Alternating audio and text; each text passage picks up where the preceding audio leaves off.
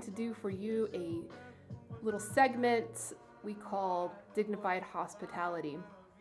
Usually on Mondays, I just come online and do some updates about what's going on in the hospitality industry because it's kind of our job to keep our pulse on that industry because, even though we're a supply chain platform, there's a lot of factors involved in the network that we manage that are interdependent on each other.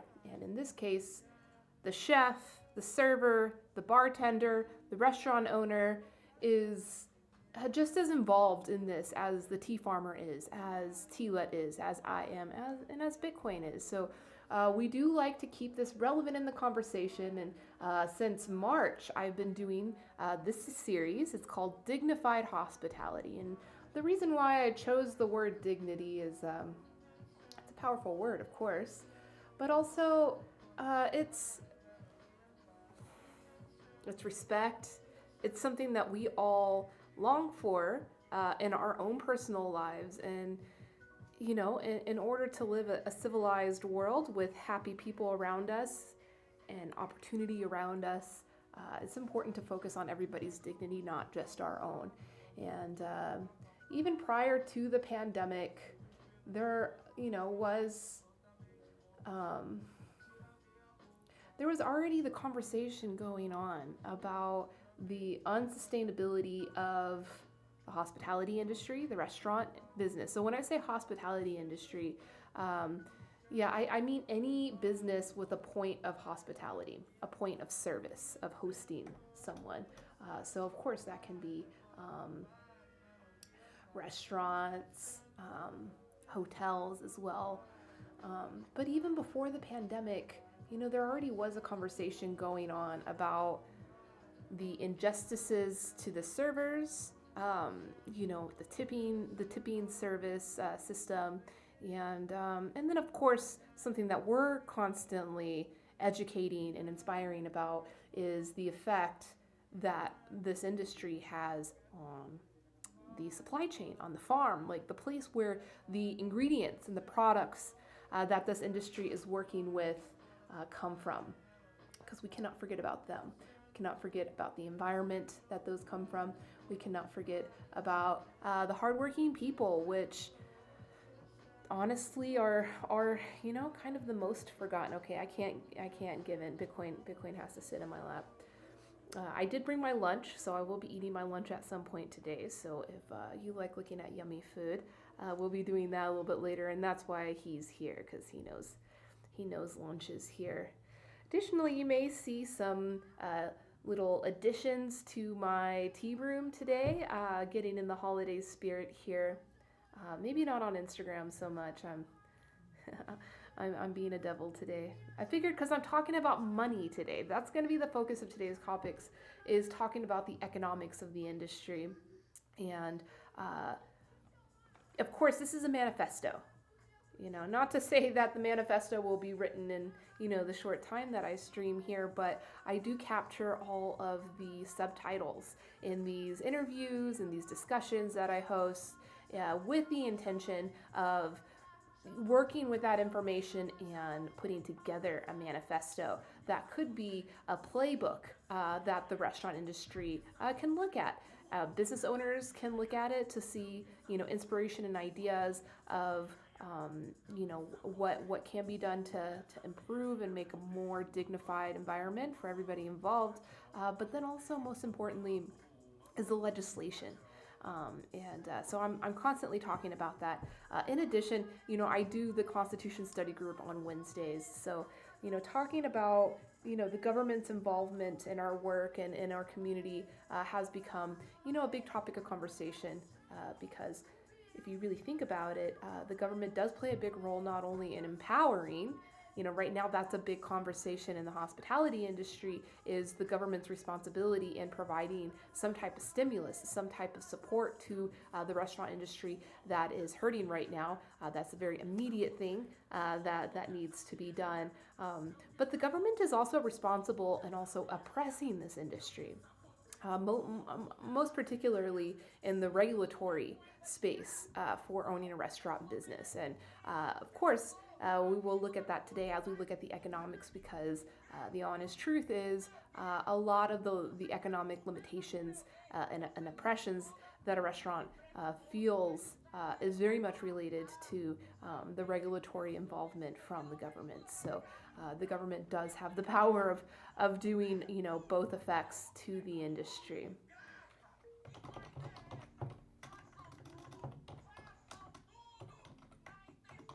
I hope everybody had a great weekend. I did. I had a really nice weekend.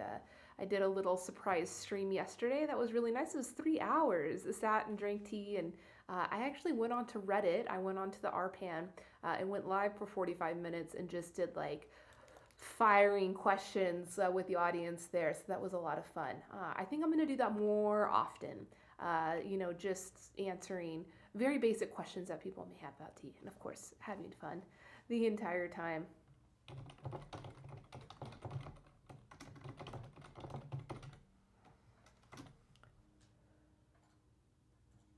If you are here watching, go ahead and say hello.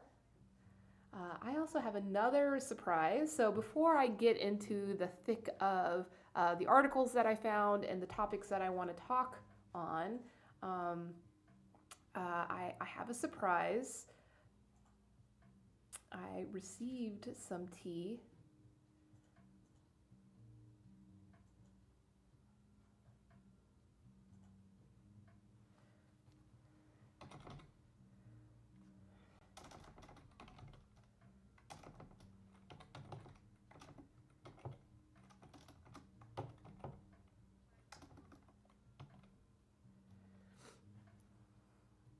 I received some tea samples from a new tea grower that we are not yet working with, and I'm going to review it live on stream. I'm going to, unbox it, and I figured that it would be a nice thing for us to do, because that way I can show you the process of how we vet a tea grower and start receiving their samples and getting them in line for working with us and selling their teas on our platform.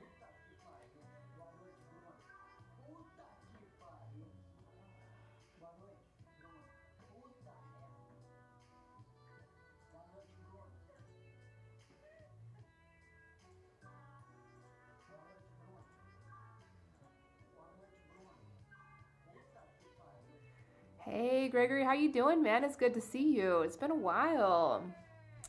I'm going to be talking about economics today, economics of the restaurant business. But before I do that, I'm actually going to be doing a live evaluation of some tea samples that I just received in the mail from a new tea producer in Sri Lanka. So I'm gonna get going with that. It's good to see you. Welcome to my tea room. I've been streaming from my tea room for gosh, man, it's been a long time, but it's been cool, evolutions and stepping up how I'm doing things. And of course, Bitcoin's here. He wants to say hello. He'll say hello to you. What's up? I don't know why doesn't Bitcoin get the devil ears? Only me.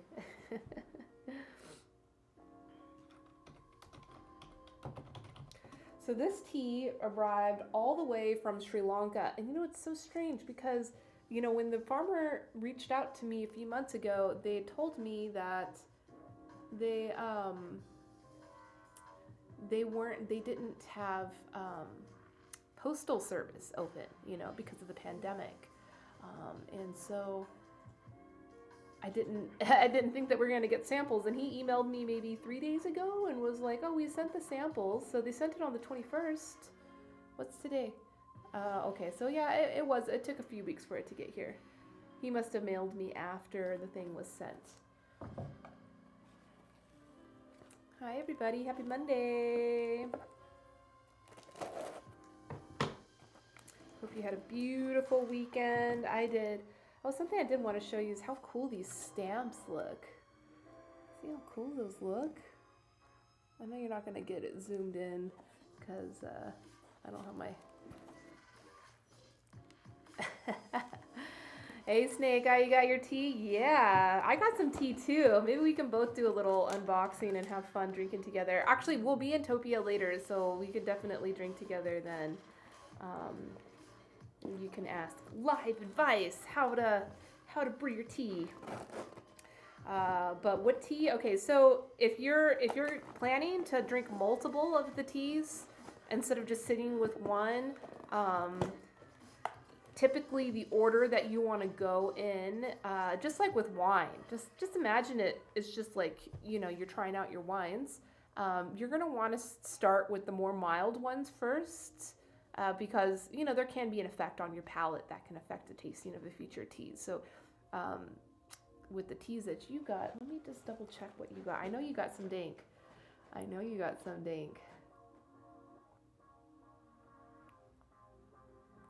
look up what you got. And then I threw in some extra ones for you too, because that's just what I do.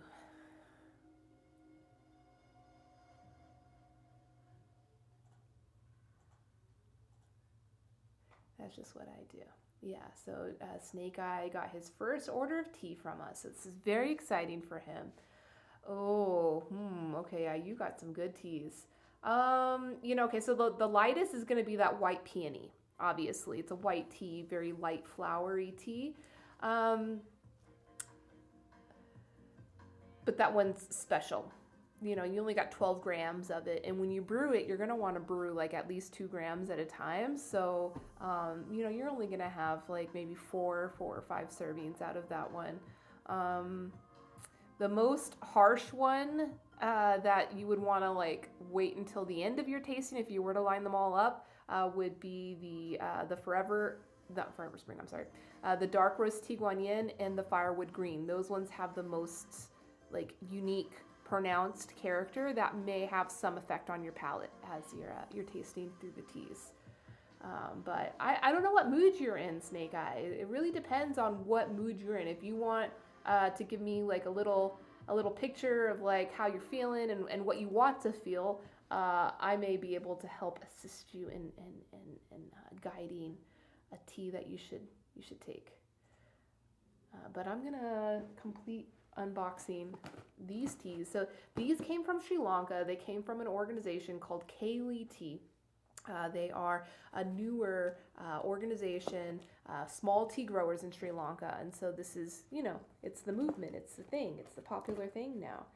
They are part of the Ceylon Specialty Tea Cooperative that Amba Tea is a part of. And if you remember Amba Tea, they presented at the Small Tea Grower Festival. You should know a little bit about them.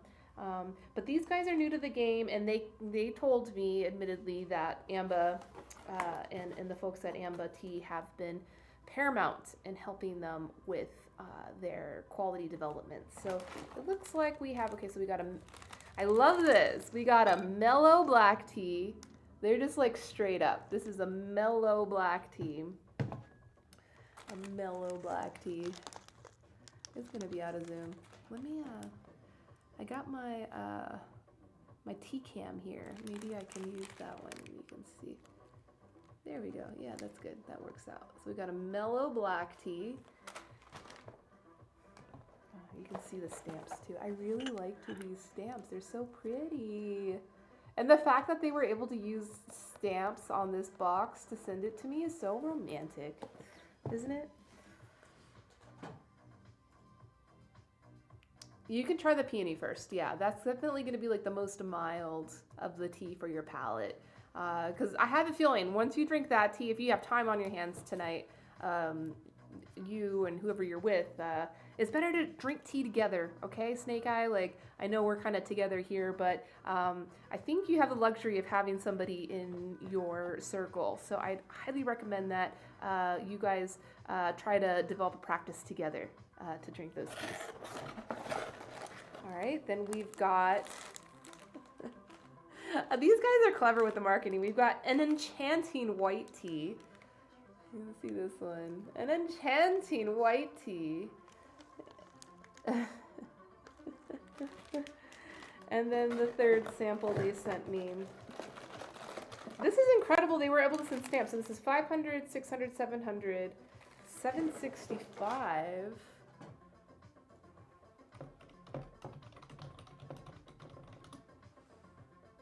Oh my gosh.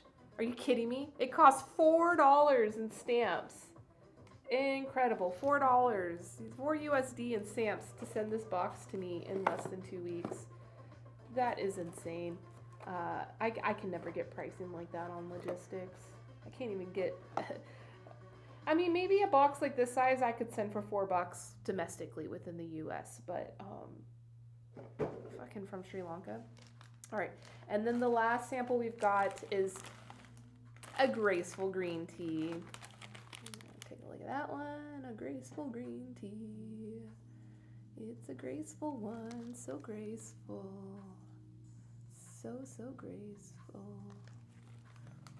So I've got 3 teas to taste here. I guess I'll taste all 3. I might as well. And this is cool because then I can send them the recording of me doing this tasting with their tea. So I'm gonna need to get one more cupping set. So I'm gonna quickly get up. This is the cupping set that I'm using today. This is an ISO certified cupping set. You may have seen this in other industries, like coffee industry uses these, but it's basically just a standardized ceramic cup for, we would brew the tea in here, and then, you know, it would be able to decant from this thing here and pour it into this cup, which is where the liquor will go.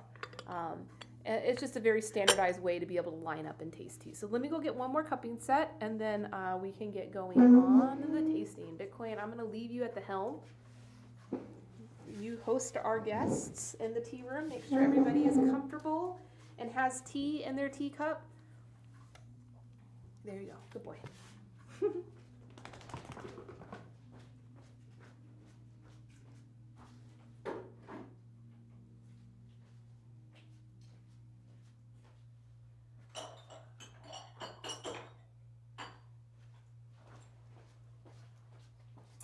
And then this little spoon at the end is what I'll be using for drinking. So also very essential. I have a new tea pet here. Homer Simpson with some donuts. Always with the donuts. Very important in the tea room. If you ever do have the opportunity to come visit me in my tea room, if you come like Homer, you're very welcome. Very, very welcome. Box of donuts.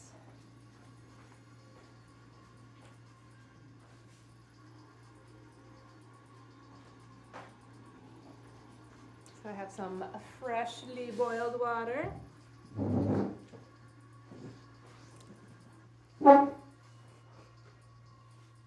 Okay, so in Gung Fu fashion, I know this is not the Gung Fu tea style of brewing that I'm usually doing with the gaiwan or with the teapots, but it still doesn't mean that we can't take good care in how we do things. So I'm going to prime everything here and get it all warm. That just means putting a little bit of water into everything just to warm it up, because these ceramics are all cold. My tea room is actually quite cold, so if I start brewing with everything cold, I'm not going to get the optimal brew. Hey, Snake Eye, how did you like the packaging? How do you like how the tea arrived to you, and the tins? The tins especially, those are really special.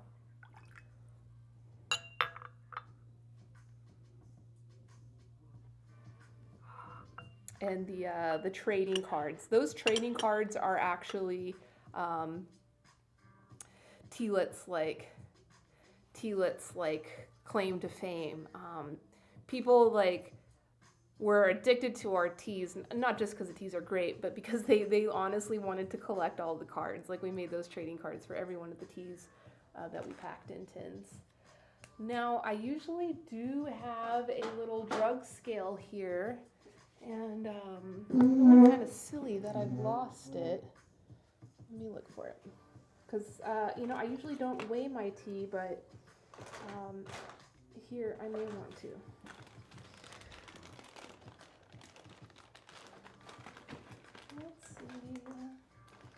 Drug scale, where you at? Where you at? Where you at? Where you at, little druggy scale?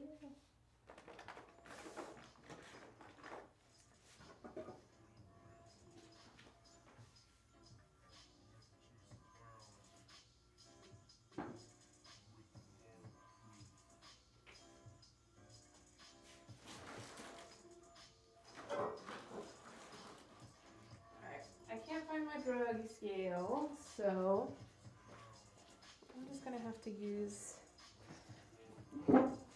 my eyeballs. All right, so in this, I'm gonna want to start with the lighter tea, so the white tea, the enchanted white tea. I will begin. Cool. I'm glad you like the tins and the cards, Snake Eye. Those tins will like last forever, and that's why I chose to use them. You know, whenever I was first. Oh my god.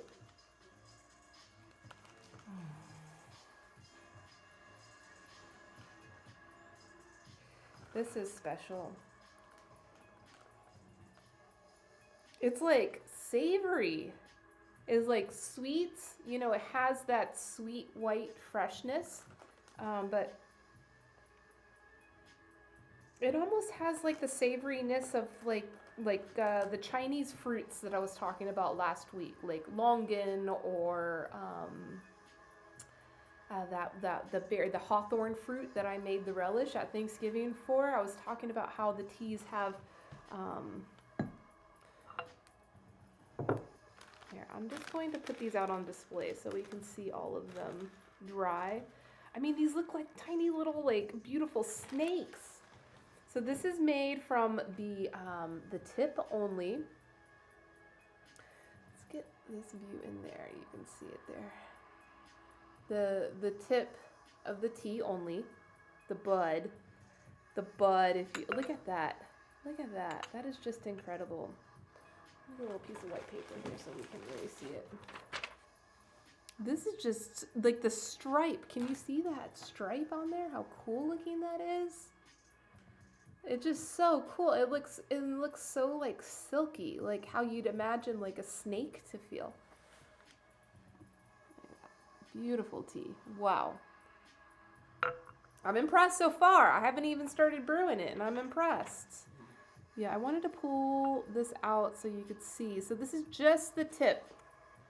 Just the tip getting plucked and made into this fine white tea. So this in the industry is typically called silver needles.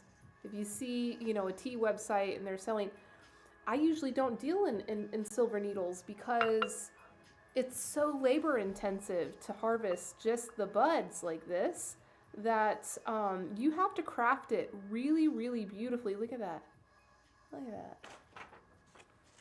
I'm so impressed. So delicate. Perfect. So yeah, if this is a very fine crafted tea, it would have a high value in the market, but a lot of times what ends up happening, the small growers that we work with will go through the effort of buying the, I mean, this is not even just tips though. That's where the stripe's coming from.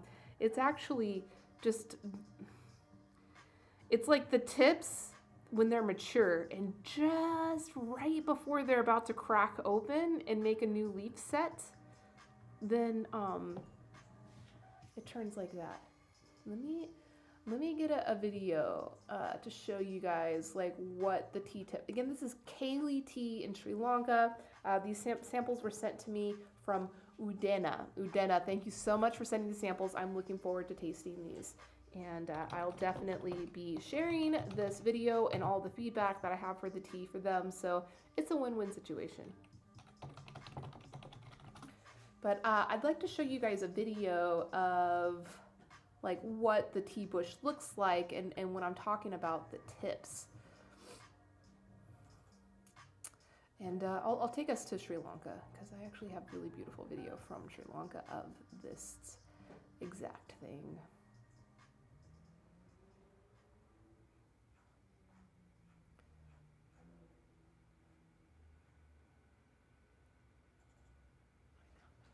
This is the one. So let's see, let's see, let's see.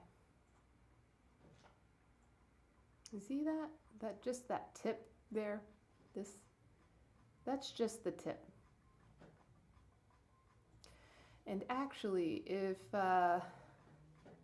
you can see there's the bud, and then this is the top leaf, and that would be the second leaf. And you know, conventional high quality tea plucking would just pluck from right here, right where my mouse is.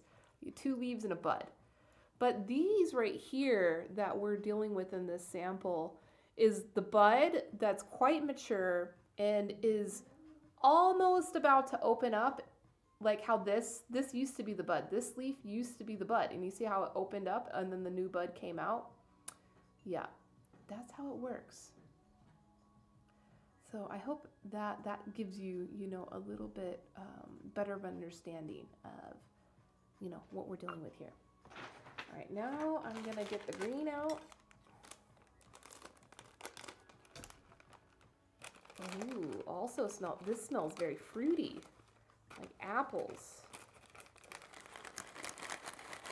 Not typically a note you get with a green tea. We'll have to see. All right, and then our last sample is the Mellow Black Tea.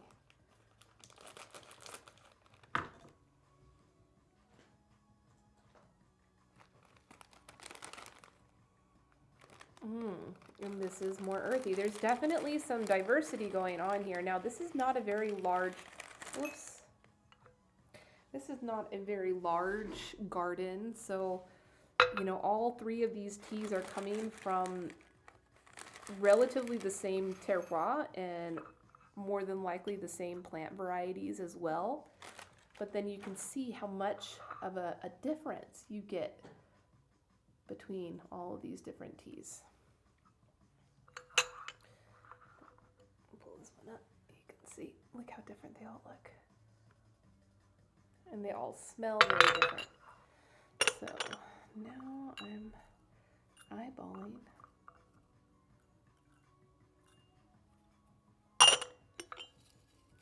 I should have my little druggy scale to do this, but it's okay. Oh, what the heck? Let's brew it all. Might as well. So this weekend, Bitcoin and I went to visit our local monolith, and that was good fun. Turns out it was an 8-mile walk. Did a little bit of a pilgrimage. All right, so I'm gonna start it out. Maybe I can get my timer going here.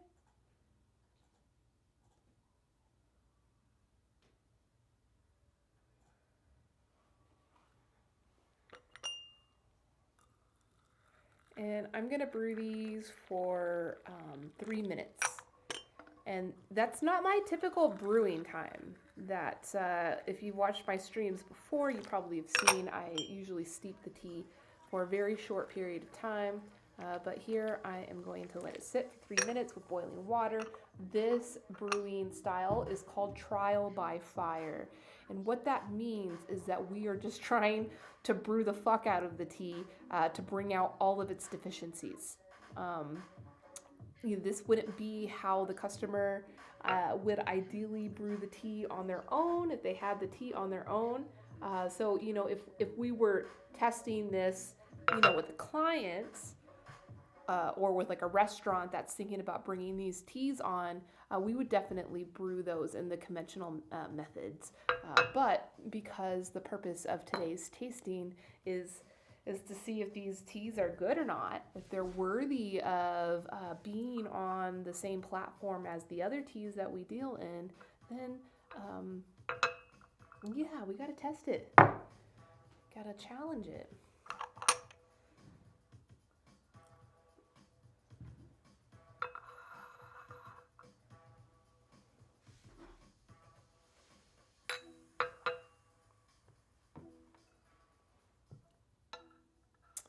Yeah, I've got all of my my decorations up right now. I got some hand-painted glass balls. Oh my gosh, the tea is smelling so good. I don't know which one it is. I think it's this white one. If I remember correctly, the white one's having a very nice aroma.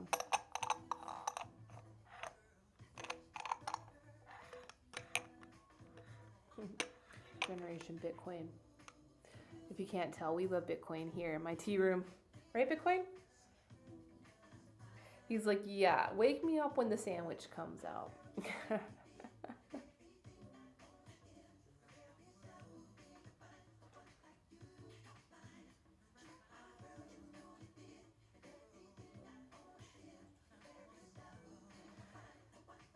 All right, so we are almost up to 3 minutes. And I will decant this. Oh, and don't forget, guys, I am going to be going over our Dignified hospitality. I'm just doing this little bonus live evaluation of some new teas with you, just so that you can see how the process is for us to bring on new tea growers to our platform. And so just quickly, I am going to show you, this is our website. This is tealet.com. Tealet.com. This is our wholesale website. This is where all the wholesale stuff. 3 ounces per 8 ounces of water. Maybe it's 3 teaspoons. Maybe it's 3 teaspoons, not 3 ounces. Do not use 3 ounces. You don't have 3 ounces. You have half an ounce. You don't even have half an ounce. You have a little less than half an ounce. You'll want to use 2 grams. So if you have the druggie scale, that should help you. And actually, Snake Eye, for where you are and just, trying to, 3 tablespoons. Okay, 3 tablespoons. That's what it should be. Maybe 3 grams, 3 tablespoons. Yeah, because the peony tea is really fluffy, or it should be really fluffy. So, 1 teaspoon should only be, less than a gram of tea. But for you, Snake Eye, with where you are, I would recommend using the scale. And I feel like you're the type of person that would have a scale. I'm not going to call it a drug scale, but I think that you would have a scale. Maybe you use in your kitchen or you use in your workshop. That would be the most ideal, to be the most exact. All right, so I'm going to decant our tea here. First one in. And see, you can just leave it right there, which makes it very convenient.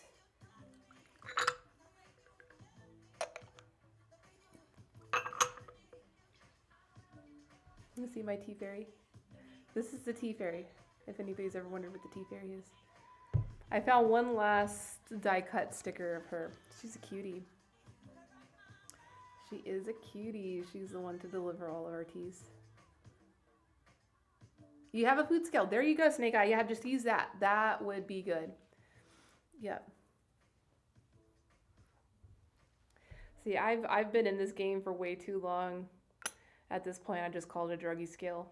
And actually, I was watching another food scientist streamer. So there is another food scientist on Twitch. I have met this person. His name is Ed, and he has a stream called just Food Experiment, I think. It's Food Experiment. And he's out of the Netherlands. He's American. He went to Amherst, University of UMass Amherst, which is a really great food science program. Oh my goodness, look at these colors. Wow. Wow. I'm just gonna get all up in here so you can see these colors. Incredible.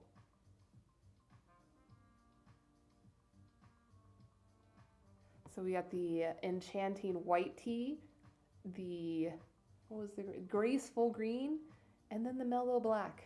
I am really looking forward to trying these.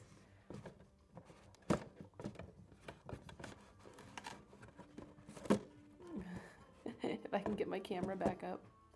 How did I have that even set up?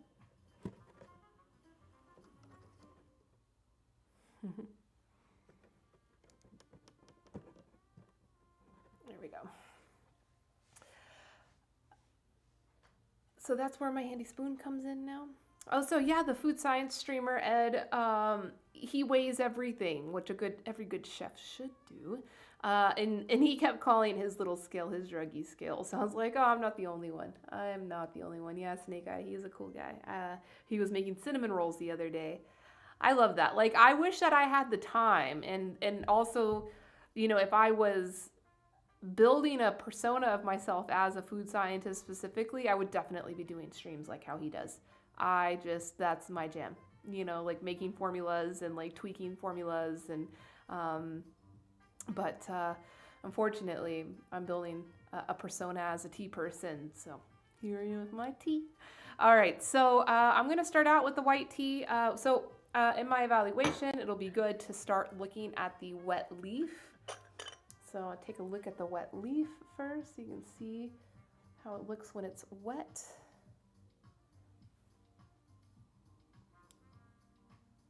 Definitely having that savory in like cooked meat, like not smoked, but like the smell of cooked meat.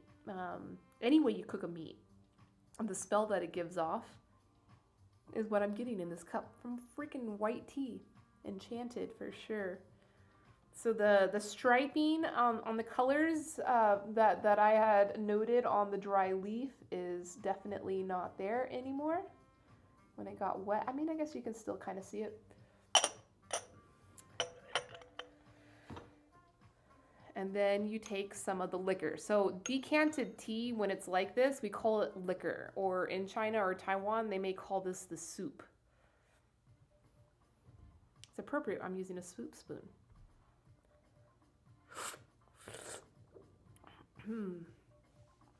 Wow, that is enchanting. I could definitely drink more of that tea. It has such a vibrant texture to it that, is hard to achieve in a white tea, because white tea is the least processed of all the styles of tea. And you're not adding any process to it to bring out any of the unique flavor notes. So like with black tea or oolong tea, you're oxidizing the tea and you're enabling the chemical reactions that will bring out more of the aroma and the flavor and the texture in the tea. But with white tea, you're not doing those things. And you saw with the dry leaf, I got a little bit of dry leaf here, there's hardly no rolling on it. It looks as if the tea, those mature buds were just harvested and dried. So, in order for them to be able to bring out so much character in the liquor like there is here, they're working with really good quality leaf, raw material, and then they're also processing with a lot of great care to evenly process. Make sure, and by process, that's really just drying the tea, making sure that from harvest until the last step of drying the tea, that there's consistency and that there's attention to detail all along the way. This is definitely a very good tea. It's floral, and that's usually something that you're going to get from white teas because they're unprocessed. That it's just like, it's the young. Okay, so remember that bud is the young shoot. It's the youngest shoot that's coming out. It's the youngest shoot that's coming out of the bush, right? So it's the youngest growth, newest growth. So yeah, it should have like a fresh, flowery character to it. And as far as texture, like the white peony that you're having, Snake Eye, that there's definitely a texture there. That's a premium tea. That's a premium white tea, made with great care and aged. So the one that you're having is from 2014. So there's something important about age going on there. And like how the flavors and the energies in the tea, the energetics in the tea mellow out over time. Tea does not go bad. In fact, it becomes better in quality over time. But what I always notice with that white peony is the texture is interesting. It's not soft. Like this is like soft and like mellow and pillowy and just feels nice. And yeah, I just feel like my taste buds are all just like kicking back, just like in the clouds right now, But like with the white peony, what's intriguing about the texture on that one is that it feels like clay. It feels like the texture of clay, but it's actually in a good way. You know, like the feel. I know it may seem disgusting to imagine that right now, but imagine having like really clean, consistent, textured clay covering your entire palate. I know it sounds weird and disgusting, but drinking that white peony tea reminds me, like, makes me feel like, oh, that's what it would feel like, and it would actually feel kind of good, you know, like kind of, it's like this weird kind of grainy silkiness to it. I don't know, Snake Eye, let me know what you're experiencing and drinking that tea. Now I'm going to move on to the Graceful Green Tea. Start the aroma on the wet leaf, definitely vegetal. I'm getting a lot more vegetal this time. So last time when I smelled the tea out of the bag, when it was dry, it was fruity. Now it's vegetal. You know, so it's really interesting how the wet leaf and the dry leaf can behave very differently. I'll take a look at this leaf. Beautiful, consistent size, consistent color. I mean, this is just a factor of detailed, attentive processing. Our wet leaf from the Graceful Green Tea.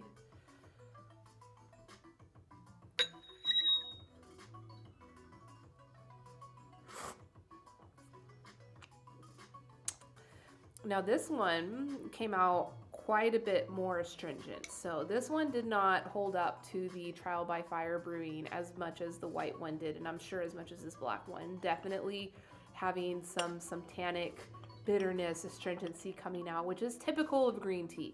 You know, and that's actually a lot of the reason why people will declare, I hate green tea, I don't drink green tea, I think it's a bitter and gross, is usually because they've had, I mean, maybe the green tea wasn't the greatest, but definitely had been overbrewed. And if you overbrew the tea, like I have done on this one, but I did that on purpose, you know, you're going to bring out a lot more of the astringency, a lot more of the caffeine as well, which is bitter. I am getting like that cooked sugar texture, which we've been seeing a lot from the more premium green teas, really big time, like cotton candy. Imagine freshly made cotton candy, like the texture of that and the sweetness from that. That's what I'm getting from this green tea. Really nice. I will try to brew this conventionally, so brewing it just like how I would if I was normally drinking the tea, to see if it comes out any different, which I'm sure it will. It'll probably come out really delicate. It almost reminds me of a tea that we have since retired on our catalog from Nepal called Moonshine. That tea was very special. It was a hybrid white green oolong. This is definitely a green only. I'm thinking that they steamed this green tea. It tastes steamed. You know, steaming as the Kilgreen process. So that's the process where they denature all of the enzymes that cause the oxidation to happen. That's how they lock in the green color. So it's like when you blanch vegetables to lock in the green color. But a good tea. It's kind of hard to get away with green teas and standing up to this trial by fire brewing is really difficult. So I understand, but it's good that that sweet texture is coming out. It's definitely not like coating my tongue with any kind of softness that I was getting from like this white tea, but that sweetness is just fun. You know, cotton candy is fun. So now I'm going to move on to the Mellow Black. Yeah, that savory sweetness. And mushrooms. So it reminds me of like, it reminds me in Japan when at the like convenience stores even, they boil all the like eggs and mushrooms and tofu and like that's just available as a snack. It reminds me of that because of the mushroom, like boiled mushrooms. I guess that was that savoriness that I sensed, which is unique to a black tea. I've never smelt this in a black tea before. Check out the leaf.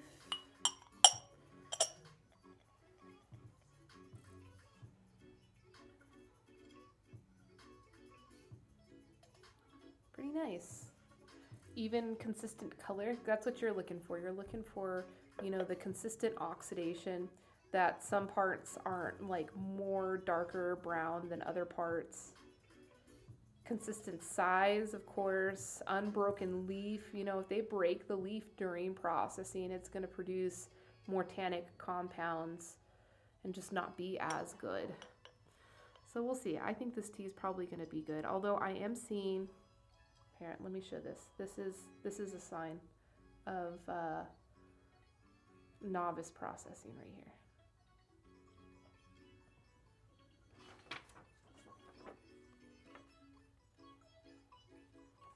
See, I'm trying to hold it up to this white paper so you can see.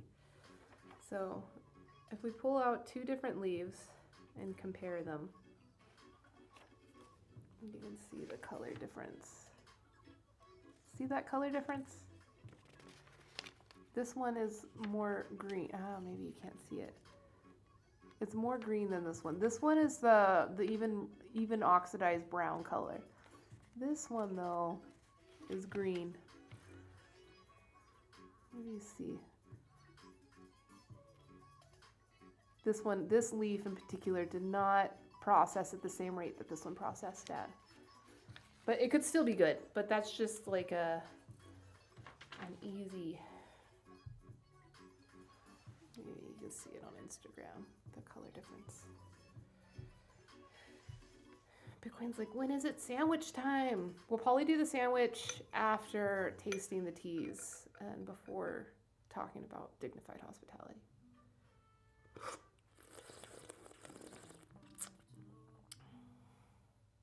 It definitely is mellow. I mean, even for trial by fire brewing, so I brewed this for 3 minutes. It did not, there's not a tinge of astringency in this tea or bitterness. This is very nice, very mellow, very easy to drink. The color is just this like beautiful, vibrant orange. I just like, am in love with this color.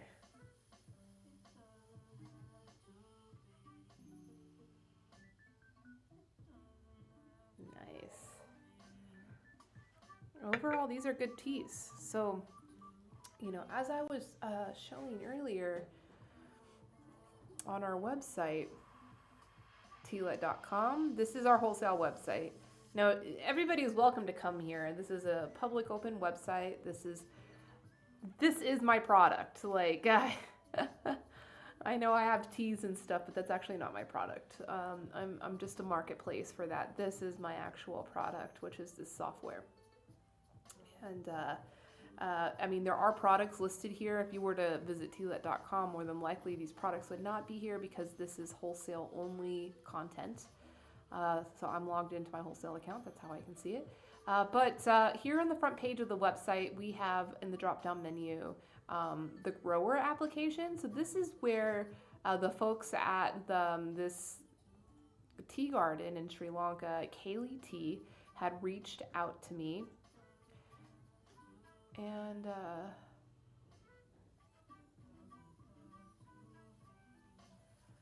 they filled out this survey.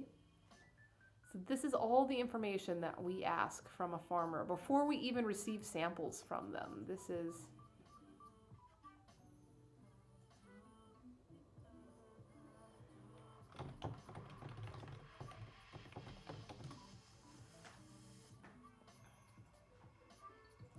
we ask the name of the farm, obviously, if they have a website, who, you know, is the president or, you know, who's the big boss.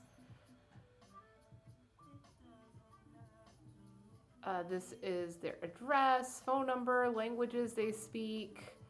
Here's terroir information. So when was the farm established, altitude, any certifications they have, how many employees, how many are part-time, minimum wage, how many acres, do you accept visitors?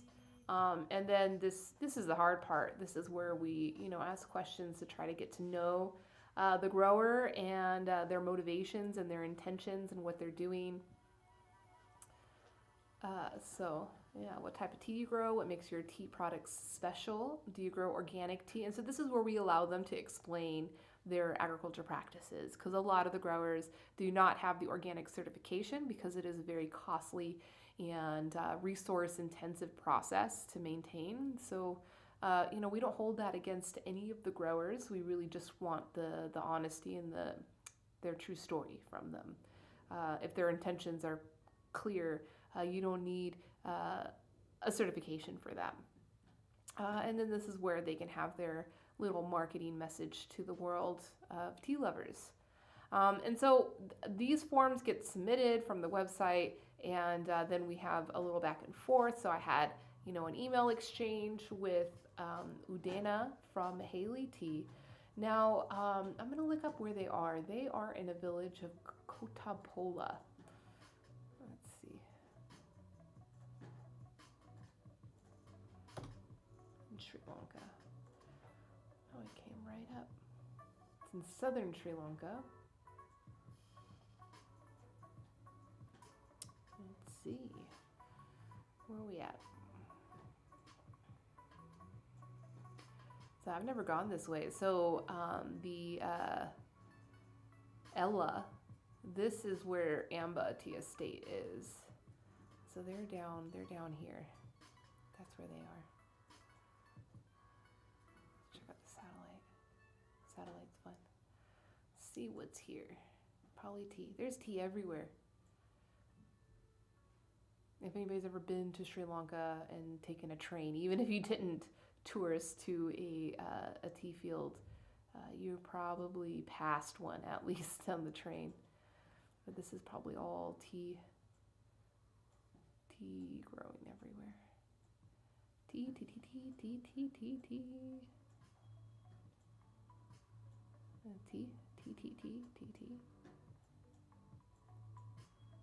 Tea.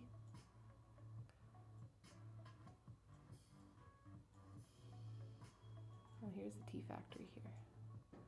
Ooh, spying in on the big tea factory. Tamanna Tea Factory. This factory is definitely not making tea like this there. That's for sure. But here's all the tea. If you want to see what tea fields around tea factory look like. In Sri Lanka. For your reference, if you need to know where Sri Lanka is in reference to the rest of the world.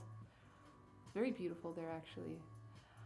Next time I go, I'm definitely going to be making some time for doing some beach going and surfing even. I've heard surfing is really good there, so yeah, that's exciting. So overall, I give all three of these teas a big thumbs up. I'm really looking forward to speaking with Udena after I get off this stream.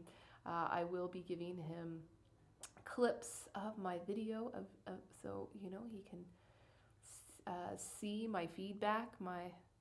Maybe he's here live. I doubt it. It's very early in the morning in Sri Lanka right now. Probably still sleeping. But this white one is definitely the most special. This one stands out. This one comes in a close second, and then this one is also unique. All three are great. I'm very excited to have tasted some new great teas from Sri Lanka, because outside of Amba Tea Estate, I haven't experienced too much great tea from Sri Lanka. I've actually experienced some interesting tea, but way overpriced for what it was, and that may be the case for this tea as well. We'll have to see. I haven't started talking pricing with them. It's interesting, most of the small tea growers, when they go through this process with us, and then I allow them, okay, so here, let me show you, in addition to this form that they fill out, for each tea that they submit, they then have to fill out this lot information. So the name of the lot, the tea type, the size of the lot, and then the pricing here, and shipping costs, of course. And so with this information, I'm able to get back to them and say, hey, this is actually where your product is positioned in the market. This is really what you should be charging for it, and this is what we'll sell it on the platform. And usually the price that's given to us is way lower. They totally undervalue themselves, and it makes sense, right? Because they're in rural parts of India or Sri Lanka or wherever they are. They don't have any connection to the international market, to the tea shops, here in the States that are selling their products. They don't know how they're selling. And so that's really a big job that Tealet does is, we just connect those two parties and the information, the pertinent information between them.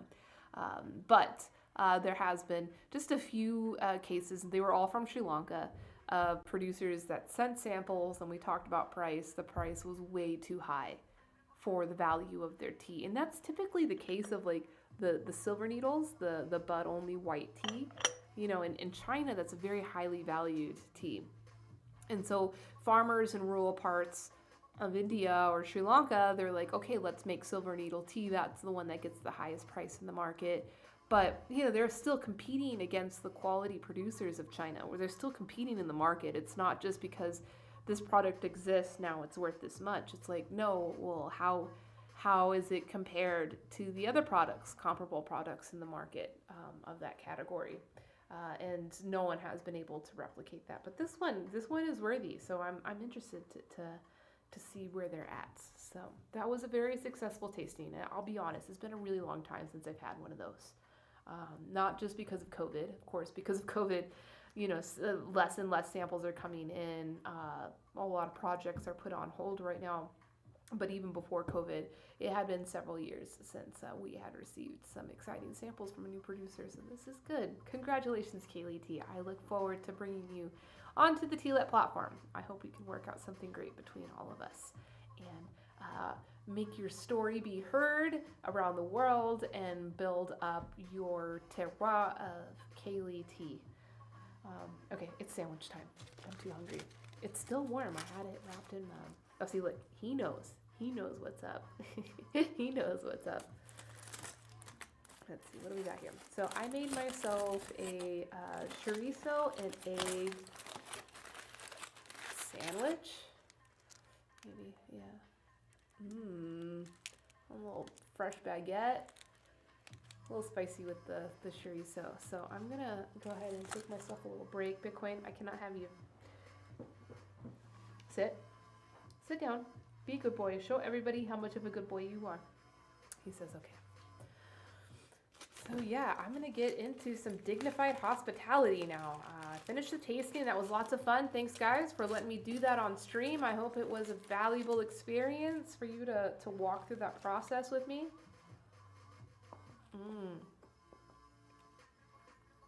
Very good.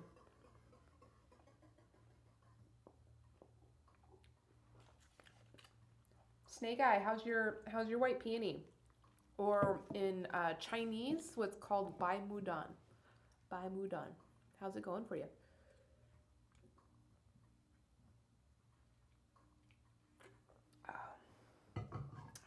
Sorry, I needed something refreshing there. It's quite nice.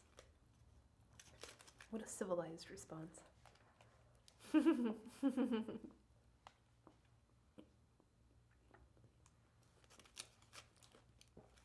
Good.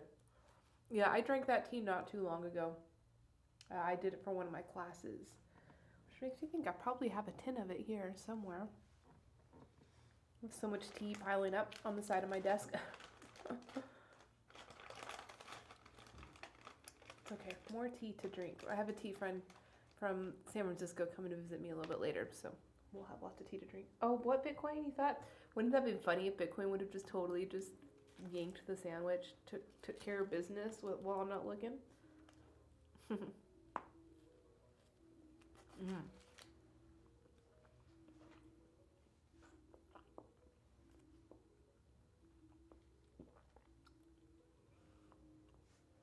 This is the article I want to look at today. 10,000 more restaurants have closed in 3 months. So yeah, I mean, we've been talking about this over and over again. I'm not really going to talk. There was some cool stats in here about where we at. That's very good. I hope you got several infusions out of that, Snake Eye. You used the past tense about your tea, and it makes me worried that the tea ended up getting infused 1 time, 2 times. That tea, you should be able to reinfuse it maybe like even 7 times. You just keep adding hot water to it, and it's done whenever you're not getting any more flavor out of it. He's being patient, isn't he, huh? He's being a good boy. He knows he's going to get some. That's why he always gets some.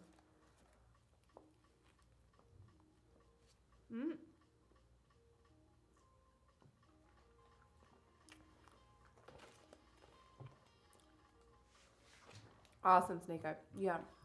And you know, white tea has the most caffeine. Like in general, of all the categories of tea, white tea has the most caffeine, but it also has L-theanine in it, especially if it's high quality. And the L-theanine changes the caffeine's reaction in the body from, you know, like caffeine, usually from coffee or energy drinks, is like this big burst of energy and then maybe like a crash shortly after.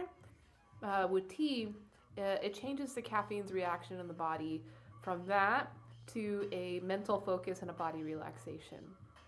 And it's a more sustained release of that type of energy. So even if you're drinking that white tea, which could be high in caffeine, late into the night, you should be able to,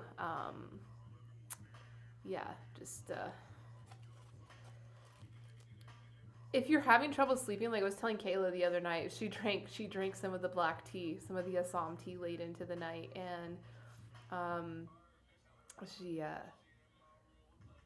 she said she was up until 2:30 in the morning or something, and that could happen. But if that is happening and it's a problem, what I recommend to people is to meditate, like channel that energy, because that energy is not like, it's not a jumbled energy that's going to have you bouncing off the walls. It may be an energy that's going to keep you awake and make you feel like you're awake and you can't go to sleep.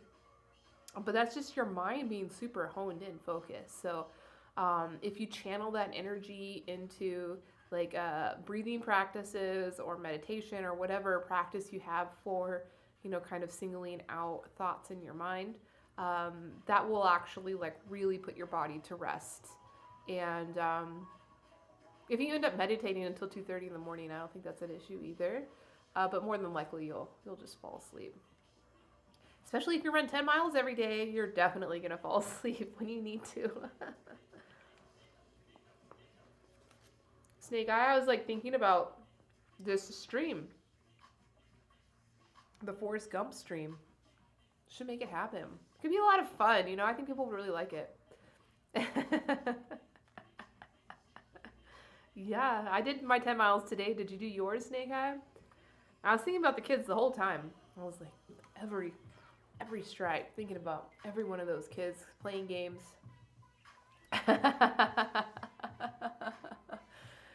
Yeah, we could do it. I mean, maybe we'll do it together. I'll take 10 of those miles from you, and you could do the other 10. But that'd be kind of a fun stream, and maybe we could find other runners on Twitch, because I'm sure they're there, and we could do like, hey Brendan, what's up, man? Yeah, it's still running. We could do like a marathon stream. And maybe like to make it interesting, we won't run an entire marathon. Maybe we could split up the marathon between all of this. You've been snowshoeing? That's cool. I heard that that's a grueling workout too. Snake Eye, you could probably do that. Do you do any snowshoeing where you are? Our friend Brendan he's in Lake Tahoe in Nevada.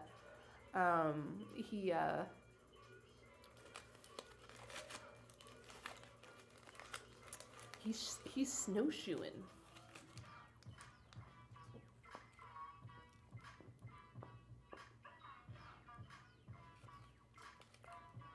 Snowshoe races? Wow.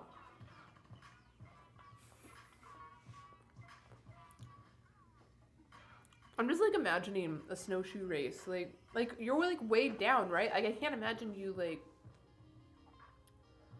I can't imagine you being able to like sprint, right? Because like even, I don't know, I've never done it, so I don't know what the fuck I'm talking about. I don't know, maybe I can find a video. Bitcoin. Oh, poor boy. You're gonna get some. You already did get some.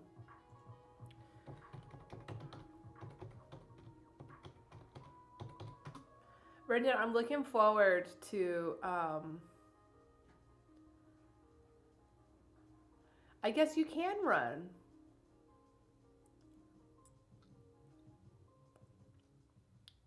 Extreme snowshoeing. Oh my god, I gotta see this. Extreme.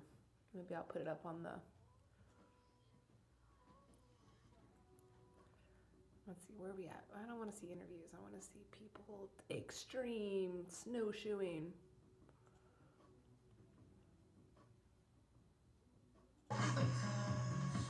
I was just pulling tricks out of the bag like it was fun, really. Oh, yes. Dude, this is looking totally rad. Yeah, well, I've got a new trick. I've been working on it for a while, and I've just been trying to find the perfect natural environment to work on it. Now, there's a bit of a dodginess here. We've had a briefing 20 metres apart. It's quite steep, avalanche danger, but I'm feeling pretty confident. I think I've got a snowshoe tree grind. It's going to be the first time it's ever been done, I think. Tree grind. Okay, dude, sync me up. You ready? Yeah.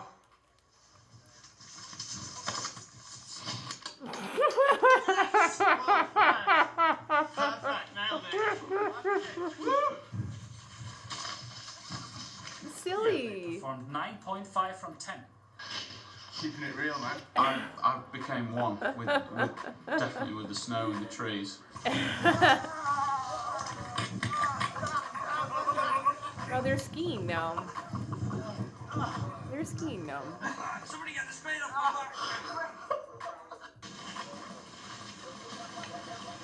back. That would be me.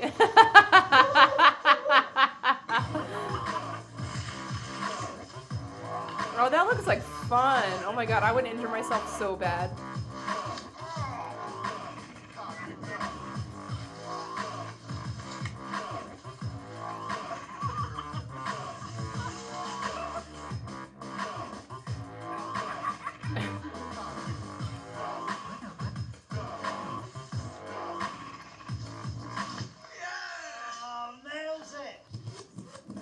We're all friends, you know, it's not, no prizes or anything, it's just a game of one-upmanship. What the?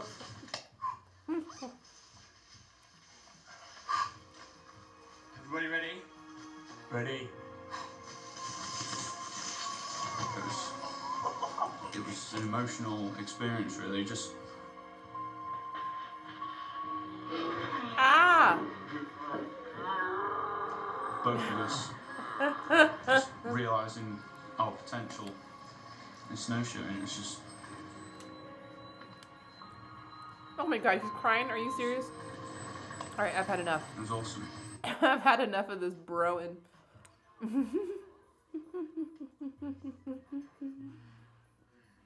Brendan, thank you for that distraction. That was good. Snowshoeing. So it's a thing. Extreme snowshoeing is even more of a thing. There's bros crying over it. You stepped in a creek and was covered in snow. So did you get wet? Did you like totally fall into the creek? That sounds pretty miserable. It's like, not only is it cold, but here's my thing. I'm one of those people, and I know there's a lot of us. I'm not alone. Some people like to make me feel like I'm alone on this, but I know that there's other ones. I absolutely cannot handle wet socks. Like, oh my goodness. It's happened a few times in my life, and especially in moments where you really can't do shit about it, and it's just the worst. That's the worst. Okay, cool. Snowshoe Thompson. You know this snake guy? You know this guy? You know this infamous Thompson?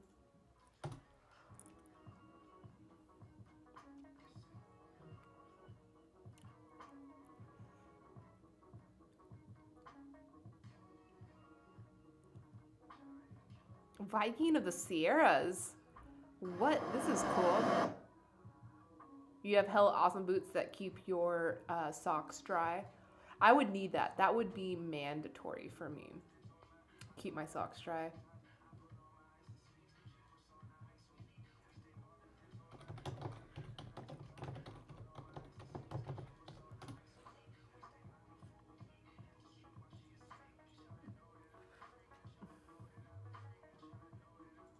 Well, Brendan, that's good. I'm happy to hear that you are getting some good exercise, loving life, loving where you are.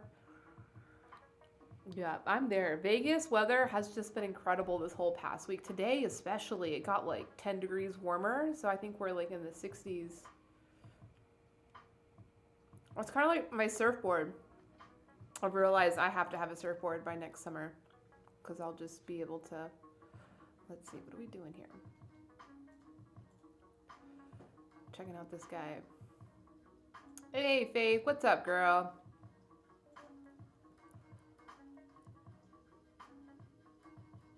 Faith, we are checking out this guy, Snowshoe Thompson. He's the Viking of the Sierras. All right. This is like a long documentary, but I'm just trying to find something that looks interesting.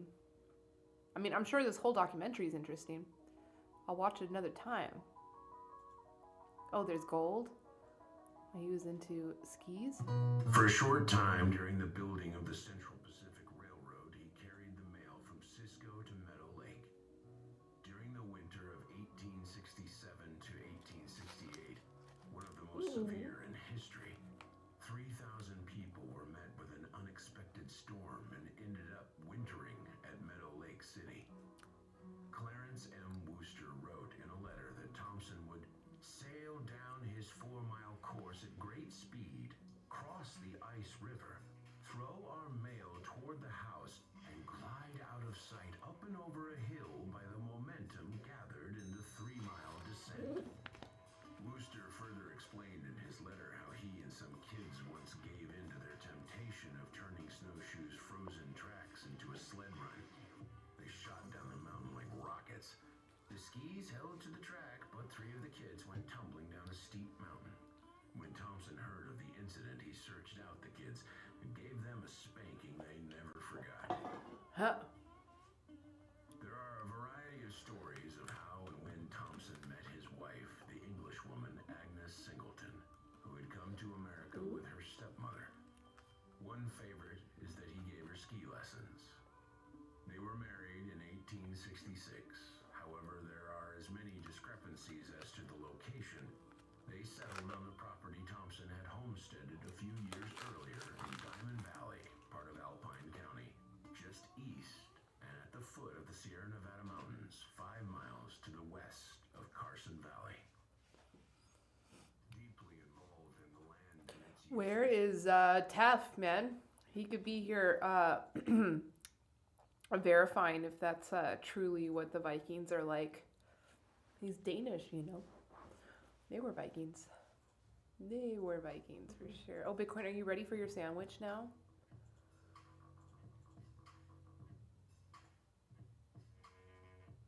Oh, this tea smells so good. The green tea now is having a really nice aroma, that cotton candy smell. Well, that's cool, Brendan. Thanks for introducing him to us. So Brendan's going to be coming on Wednesday live with me, Brendan. Now that I've said it on to the camera now, you gotta live up to what you said. He's going to come on Wednesday during the Constitution Study Group, and we're going to be talking about money, the constitutionality of money. You want to organize a virtual... Okay, so that would be so much more interesting, a snowshoe stream versus like a running, like Forrest Gump stream, which the Forrest Gump stream could be fun. I was thinking it'd be really fun, you know, especially you could like heckle people as you run past them or whatever in the neighborhood. But definitely, if there was a snowshoe streamer, that person would be so popular. It could be funny. How's it, Bitcoin? You like it? Oh, he's like, I don't want to go too far. Okay, no, he's done. He's done. All right. I'm gonna drink some tea now. I need it after that heavy sandwich. Yeah, shit happens all the time, Brendan. So yeah, we're gonna be talking about money, and today I am also talking about money. I figured that could be the theme of the week. Money, money, money, money. It's almost the end of the year. We're thinking about our money. I hope everybody's done a great job of saving your money and learning what you value, because that's gonna be a really useful skill as we embark on the future. Here, Rick, go take that away. See ya. So yeah, today I want to talk about money. I want to talk about the true costs of running a business, running a food business, a restaurant business in particular, right? Because that's like the main thing that's on the line right now is whether or not, we should be bailing out the restaurants because they really have been hit hard by the pandemic. And it's true that there is an immense amount of labor, people involved in the restaurant business. But what I wanted to look at today was not only what's going on in the current situation with the pandemic, but also like what are the true realities of, oh, you're back for more. There's done. It's finished. You want a cup of tea or what? So that concludes the social eating segment of the stream today. I hope you all enjoyed it. I surely did. Very satisfied with that lovely sandwich. Ready to get on. Okay, so yeah, restaurants are shutting down right now. People are losing their work. They're losing their homes. But at the end of the day, at the end of this pandemic, at the end of the year, at the end of this century, there's still going to be people, and there's still going to be effort, and there's still going to be passion there. So it is really important for us to continue to think about what kind of future we can build or support, whatever our involvement is with the industry. We need to manifest that future and that culture as well. That can bring more dignity to all the people been involved. All right, so this article says it's been less than 3 months since the National Restaurant Association updated Congress on the sector's troubled state. And since, an additional 10,000 restaurants have closed across the country, the association said on Monday. As of today, 17% of restaurants, more than 110,000, are closed permanently or long term. The vast majority of those permanently shuttered were well-established businesses and fixtures in the community. The association said. On average, they were in business for 16 years, and 16% were open for at least 30 years. So this is not just like the little temporary hole in the wall that opened and closed. Like the long-established businesses, which really makes you wonder, a business that's been open for 30 years does not have the goodwill, does not have the resources to keep them alive during, a pandemic that, we're at less than 1 year in. That's not dignity for a business owner. If I'm running Tealet for 30 years and at year 30, something happens where I just kind of have to lay low for a year, I hope that I'm able to do that. It's a long time to be building something. You should have resources and goodwill being the main thing. Stockpiled up to help you through those times. So what I'm meaning to say here is that the economics for the restaurant industry were never healthy. They were never good. And that's why, this pandemic comes through and the industry just gets hit so hard. I can't believe that. 16% of the restaurants, of the 110,000 restaurants that have closed in this country since the pandemic has started, were open for at least 30 years. Oh my goodness, that's crazy. So the narrative COVID-19 erased restaurants already on the brink doesn't do the real-time dynamic justice. While true in a bevy of cases and the backbone of some pandemic-triggered bankruptcies, it illustrates only a fraction of the impact. What these findings make clear is that there's more than 500,000 restaurants of every business type, franchise, chain, and independent, are in an economic free fall. Sean Kennedy, Executive Vice President for Public Affairs at the association, said in a letter to congressional leadership. And for every month that passes without a solution from Congress, thousands more restaurants will close their doors for good.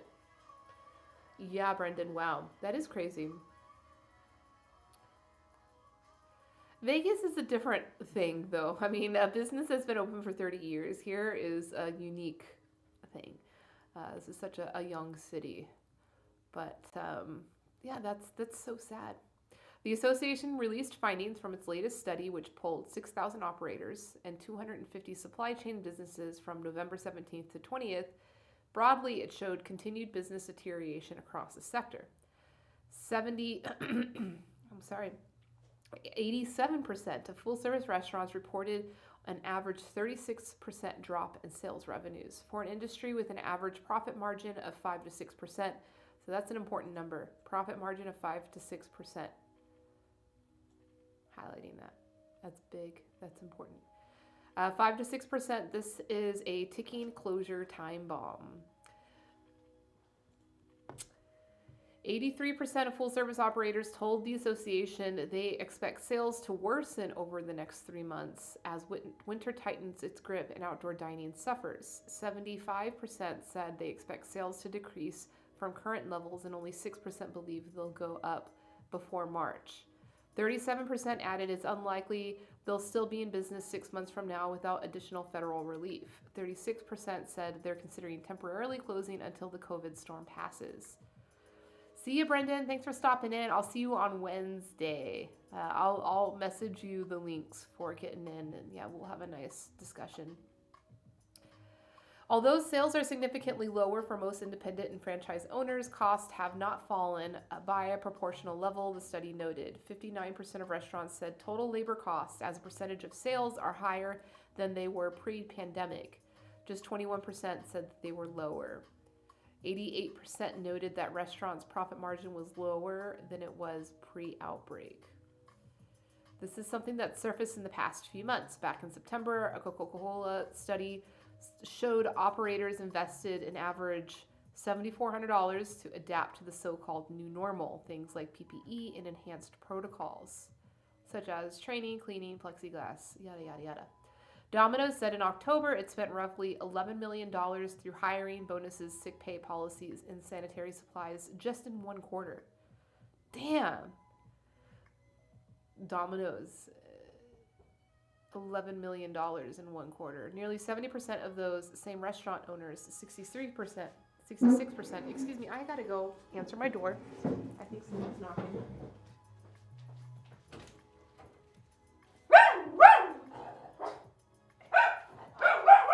Someone's here. I'm gonna be right back. You guys can continue reading this article.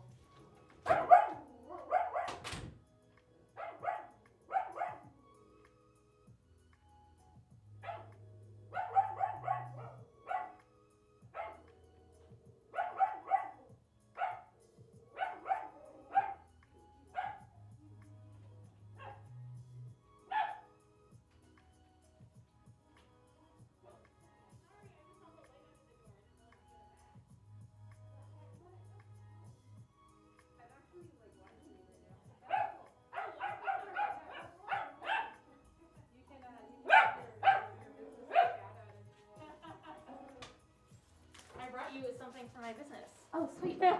Cool. Hey guys, we got a special surprise. I have a friend here. As usual. Other than Bitcoin. Oh, let me close the door. Here, I got you. Thank you. I was just noticing. Please, Dozo, I will pour you a cup of tea. Please have a seat. Introduce yourself to our friends. Please have a seat. Hi, Bitcoin. Can I sit here too? Yeah, Bitcoin. Can we share? Please introduce yourself, Lizzie. Hi, I'm Lizzie. I'm like, where's your camera? It's the big one. It's the big one. Cool. I run Kappa Toys, or it runs me. your business. Another small business owner here. It's very exciting. She came to pick up some tea. Do you want some white tea? Do you want some green tea? Or do you want some black tea? Oh, actually, white sounds exciting. And I brought Good you a choice. treat. Oh, yeah. No wonder Bitcoin is like... It's not edible, dude. Oh, no. It's not edible. I'm sorry I didn't bring Trudy. Aw, thank you. So, yeah, Lizzie owns a local business here in Vegas called Kappa Toys. Snake Eye wants to know, is that a cat mask?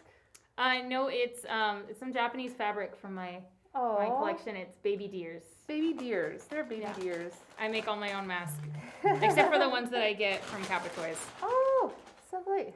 So I hope you get the one with the cup because it looks like he's drinking tea before bed, but I don't know which one you'll get. It's a glow-in-the-dark bed? It's a glow-in-the-dark surprise box from Japan. That's the bedtime series. You don't know which pose you'll get. They're all bedtime related. Oh, cool. Oh, here, let me put the link in for your business. Oh, cool. And we ship for free anywhere in the continental U.S. right now. Do you guys have a Twitch?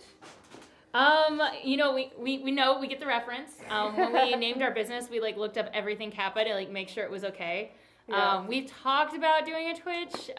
We do have a TikTok that I don't use at all. We're mostly active on Instagram and Facebook. Cool. But we get the reference, and we thought it was actually funny, and that's part of why we went with that name. Kappa is slang for being sarcastic on Twitch. Oh, is it? Yeah. Oh, Faith loves Kappa Toys. She says, Oh, yay. All right. Oh, this is cool. So now there's another thing inside. So a really good high quality blind package toy will have a sealed bag like that, so you couldn't sneak a peek without buying it. Oh, I see. To keep it truly collectible. Oh, this is collectible. Yeah. Okay. So I have something to add to my tea tray here. Oh, cute. Oh, he's hiding. Oh, He's look at sleeping. He's him. rubbing his eyes, and they glow in the dark really bright. Cute. Kawaii. We've actually So been cute. bringing a lot to Area 15 because they look really cool in there with all the I black light. bet. So here we go. I got another tea pet here, a little glow-in-the-dark tea pet. That's new. Yeah. That's definitely new. Thank you. Thank you, Lizzie. So yeah, I think that link is, there's no hyphen or anything in there? Nope. That's Cool. part of why we named our business that. Nobody had taken it yet.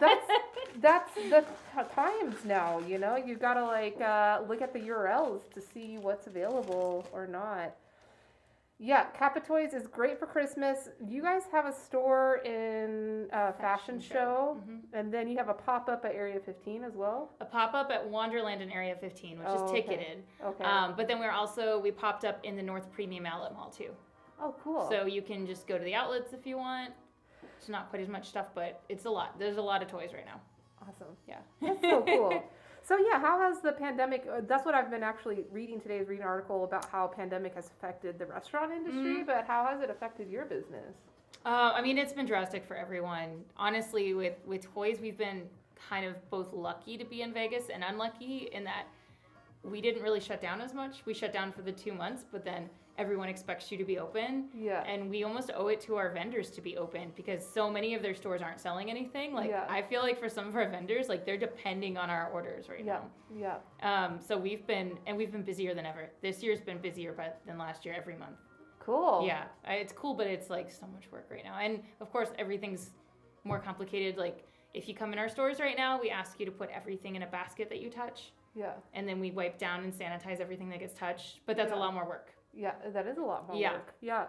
Well, that's what we're talking about in this article about restaurants is that so what Domino's said in October, it spent roughly $11 million for hiring, bonuses, sick pay, and sanitary supplies just for COVID business. Yeah. An additional $11 million a quarter they had to spend just for COVID business. So that's all the extra labor and cleaning supplies or whatever else. That And I know something about how Domino's operates, so it probably should have been more.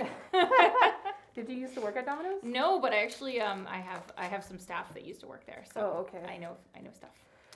Cool. Well, if you guys do get into the twitching thing, I think it would be a great idea. Lizzie and Kappa Toys would do great on Twitch, just streaming from a toy shop. I mean, so like Twitch has changed a lot. It's Yeah. not just gamers now. Like I'm fucking drinking tea on Twitch, and So people you're on like Twitch it. doing this? I'm on Twitch right now. Oh, okay. See, I was thinking maybe it was like Instagram Live or Facebook Live. Yeah, I'm everywhere. Okay, yeah, because I see you pop up on Facebook.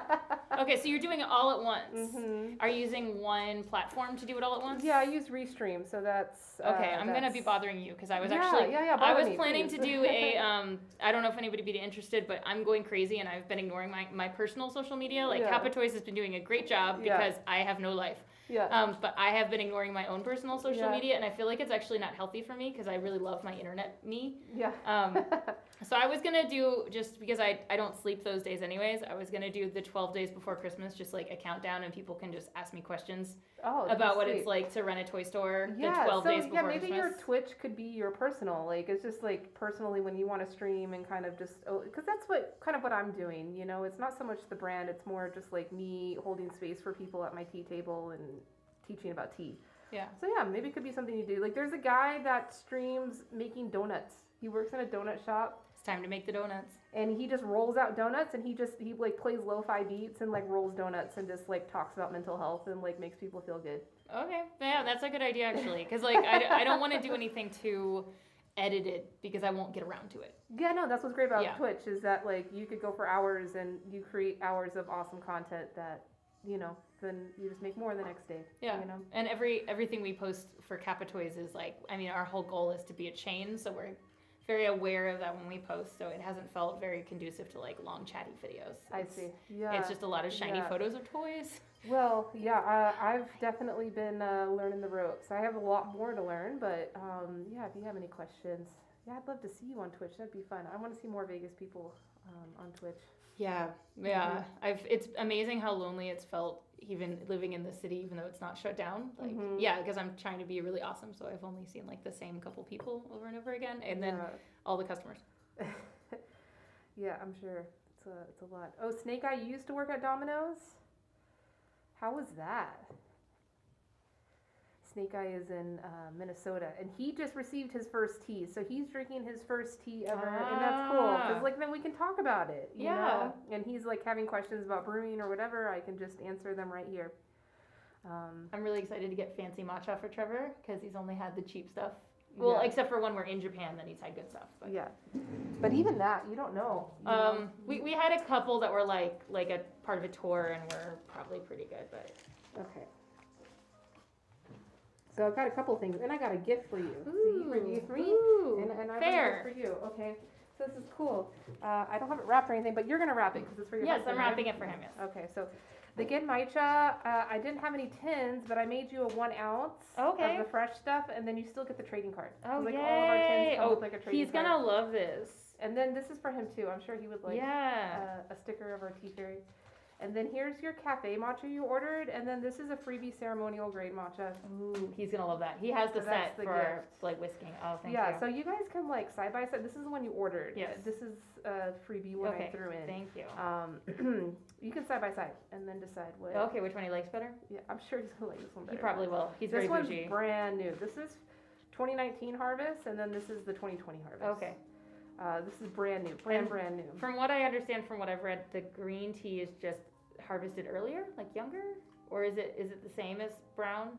I mean, Oolong tea? No, it's about the oxidation. Oh, okay. So green tea, they usually do harvest it from the very first, like ceremonial grade matcha, you have to harvest from the very first flush.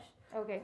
And they kill green. They they use steam to denature the enzyme that turns it brown. Oh, okay. And so then oolong tea or black tea, they allow that enzyme to turn it brown.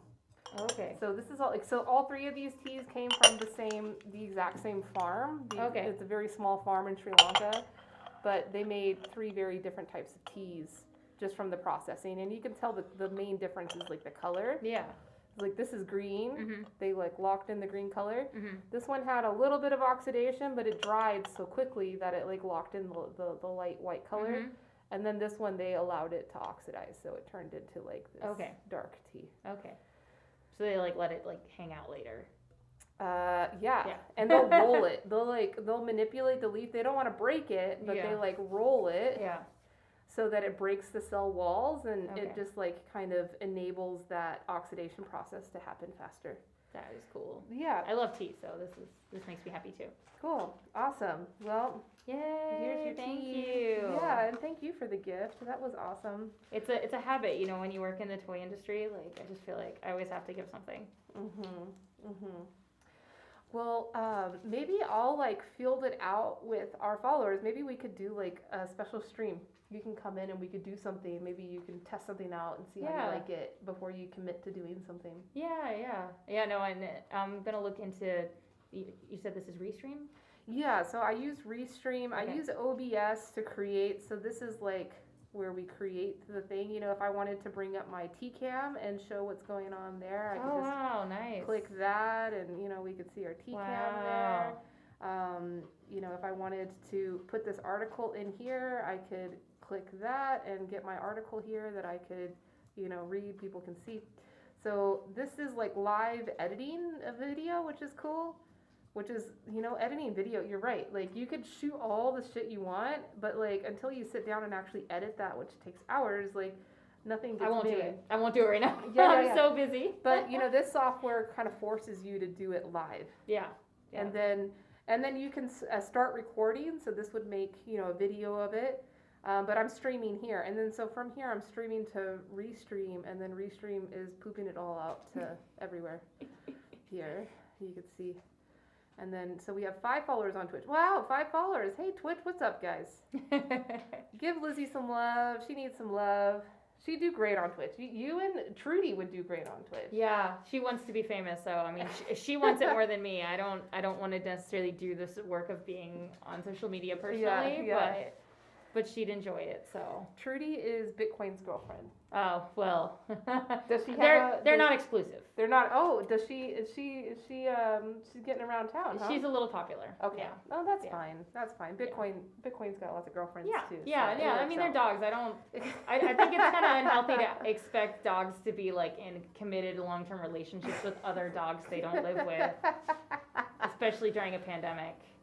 Oh my God! But for those dogs that are forced into monogamous relationships that do live together, I know. what a nightmare. And honestly, my dog is way more in love with her cats than she is with any dog. Like, no dog will replace a cat for her. She's obsessed with her younger brother. Obsessed. You see this cute? Have you been to this Paina Cafe? I've seen photos of the donuts. I have not been yet. And But the box is adorable. Yeah, the box is really well done. Yeah. And I'm obsessed with this. What is So this is a tea tray. Okay. This, you know, usually you'd use like a bamboo tray, Yeah. and it like collects all of your tea that runs Yeah. down if you're messy or whatever. But this one is like legit. Yeah. This is one big stone. Yeah. It weighs like over, definitely over 100. I don't know. It's more heavy than the table. I know that's for sure. And this table is legit too. Where did you get this from? I got this from Lucky Dragon. My one consolation prize, because you know I Wow. did their tea. Yeah. And I invested a lot of time and I invested a lot into that project, and then they closed down. Yeah. And I was like, hey, Vegas. Vegas. Can I help liquidate your tea stuff? Because I know whoever buys you an auction is not going to know what the fuck to do with all that stuff. Yeah. Ahern would not know what to do. So, they just brought like 3 pallets of shit out and was like, all right, what do you want to offer for it? And then I was like, hey, can I have that stone tray in the tea house? And they're like, oh yeah, sure, you can have it. And little did they know that this thing is worth thousands. I believe it. Yeah. The carving on is it antique or is it? I don't know. I don't know how old it is. Like, I don't know its story at all, how it got to the States, but it was probably, you know, some wealthy Chinese person that just like shipped a container of their furniture and stuff over, and this came with it. But it's got the drainage hole here. Yeah. And then it I goes saw. into a bucket. Yeah. No, it's really cool. It is very cool. My Yeah. grandmother was actually an antiques appraiser, and like my whole family is like antique obsessed. So like this looks like something she'd flip over. This is my favorite part, like the fact that the stairs are like coming out. That's a lot I of like running bother. my finger on that. I'm one. wondering if there's any maker's marks on it. Like I'm like obsessively looking now, but No, I don't think so. We've looked when we first Yeah. got it. I mean, this in China, this is like, yes, it's art, but it's also utility. Yeah, You know, yeah. so, but all, you know, Chinese are very into like leaving their mark. You know, the artist's name, like Yeah, teapot. yeah. I'm just almost surprised not to see a seal on it. Yeah. Yeah, usually something. Yeah. Something on it. Yeah. So this is, and then this is another kind of rock here. It's kind of cool. It looks like bacon. I'm sorry. Well, they did a good job then. Yeah, this is bacon rock. So, you know, our little glow-in-the-dark friend has a lot of good company here. Yeah. A bacon rock and a little pee-pee boy. Okay, I haven't seen that version yet. We sell the one where you pull the pants down in a piece. It's like one of our hot items. Oh, really? Yeah, Kappa Toys classic. Interesting. Yeah. And it's made of ceramic? No, they were of course originally when we have that classic plastic one that's like the Okay. one that everyone thinks of from the like teppanyaki places. Oh, okay. Benihana style. Yeah, no, so this one has a little hole. It's Yeah. hollow. Yeah. If you get this super chilled, so like if you submerge it in ice water or leave it in the freezer, and then you pour boiling water on it, it'll create a differentiation of pressure at the pee-pee hole. So as the water is going down, it'll like squirt it out like really far. Like really Awesome. far. Where is that one from? These are Chinese. Oh, This is he's from really cool. Jinzhizhen, I believe, or Yixing. Yixing was the original. I watched a documentary about these, so like that's wow. a Wait, the pee-pee boy. you need to send me that because we sell a lot of the other plastic one, and I'm just curious about even just the origin. It's one of those toys that like the origin has been lost. Oh, interesting. Yeah, so maybe it's connected to the tea it's made in culture. China and it's definitely connected to that. It's the same concept of pressure. Okay. But it's like a more it's more like I'll how a water gun definitely works. send you that video then. And then here's my Christmas ornament. Homer with some donuts. I didn't realize you were a Simpsons fan. I am. Okay. No, I grew up on it. We Who's actually. not? Like, I think people who started too late. Like if you didn't okay. catch the early seasons, like our family was watching it together on Sunday nights, like season 1. So like I have a good memory because it okay. was funny then. Yeah. But like if you come in at season 20, I can completely understand you not liking it. Yeah. Yeah, I mean, I it's- guess there's people that don't like it. Yeah. That feeling though of like the clouds opening up and that, what the gag will be. Yeah. like that noise, like it's like a sensory memory of just happiness because it means I'm not working, I'm not at school, I'm like sitting on the couch watching something that my parents are not interested in watching with me. See, we watched it all together. I have family memories tied to that Oh, show. that's cool. My parents were not into it. They allowed me to watch it, which was good. They didn't allow me to watch like Beavis and Butthead. Yeah, but that was me and Daria. Like I really loved Daria, and I had to get permission to watch Daria. It took like a debate to get it. I heard they're making like a remake or like a live action. I do not or... approve. Like, like, can't we just spend all of this money making new media that's interesting and like leaving the old media alone? Yeah. Like, I can't think of anything that's come out in the last decade where they've like redone something and I've been like, that was worth it, or like that was a hot new take, and I appreciate it. I can't think. You know what I'm watching right now? I just started it last night. Is Netflix has a Selena series. I did notice that up, and I was like, I'll probably watch that just because I lived in Texas for 12 years, and I feel like I don't know enough about Selena. So, I feel like for me, it's more like and a I job. feel like this show is doing a much better job of telling the backstory than the movie, than the J-Lo movie. Yeah, but I think it's different to make a mini series, like a longer thing, than it is to literally do like a shot for shot movie. Yeah. Like I don't get upset when people change it. That's different. Yeah. And also, she was really alive. I mean, when people like literally remake a series, or like, why are we getting a new Clueless? Like, how does that even work out of the 90s? Like, wait, we're getting a new Clueless? supposedly. Oh yeah. Yeah. Alicia Silverstone, like that's it. And you know the reason Clueless Paul Rudd. is so good in general is because it's based off Emma, the Jane Austen novel. Is it? Yeah. Oh, I didn't know that. It's almost like scene for scene. It's kind of freaky. Like, Oh, interesting. Yeah, and I think it's actually slightly better than Emma, and I say that as a Jane Austen fan. Like it's like the height of Emma. Cool. Well, yeah, the Selena series, I think that'll be good. You know, my best friend in elementary school was her stepdaughter. Oh wow. I grew up in Texas. Where'd you grow up? Oh, I moved a lot. Oh. We moved to the suburbs of Dallas in my last 2 years of high school. That's where Trevor and I met. Okay. It was horrible. But then we moved to Austin, and we were in Austin for 12 years. Like Okay. that's where we met. The Downtown Project was actually South by Southwest. Yeah. Because Yeah, because they used to party there. yeah, Mm-hmm. and I was a stage manager at South by for like 6 years. Oh, wow. It was really fun. It was really fun. The best Yeah. way to do South by from the inside. Like, Yeah. got to see some weird stuff. I got to do South by before it got like crazy and too big for itself. Like, yeah. Until this year. Yeah. It's really weird to see. Like, I think a lot of these things, some of them will come back, some of them won't, some of them will come back smaller. I honestly, maybe for South by it'll actually add to its longevity because it was going a little too big. Maybe it'll get a little closer to where it was like 10 years ago, and maybe it'll survive in a purer form now. I know they're doing a really good job being active about doing online versions. Oh, and that's a good reminder. I need to register for virtual CES. Oh, so that's a thing. They gave up on that. That's good. It's all virtual. I saw that the Reptile Festival hasn't given up. They're still trying. They're like, every few months we're gonna throw the Reptile Festival. I mean, I know that maybe the reptiles can't actually transmit, but I'm still worried about the people. I mean, maybe if you just drop your reptiles off and let them party, and then you come pick them up at the end of the day, you know, like maybe like that's how people think we should do school right now, right? Like just the kids on their own and like come pick them up. Be sick, let them do their own thing, and then we can just keep them in bubbles away from everybody. I mean, I think that's why a lot of people want school back. It's not because they necessarily are that worried about their kids falling behind. It's just they want them out of the house. They're just like, please, I need, I'm surprised they don't just go drop them off at your toy store. They try. They try. Sorry parents who want free babysitting. We do ask that everyone have an adult with them at all times.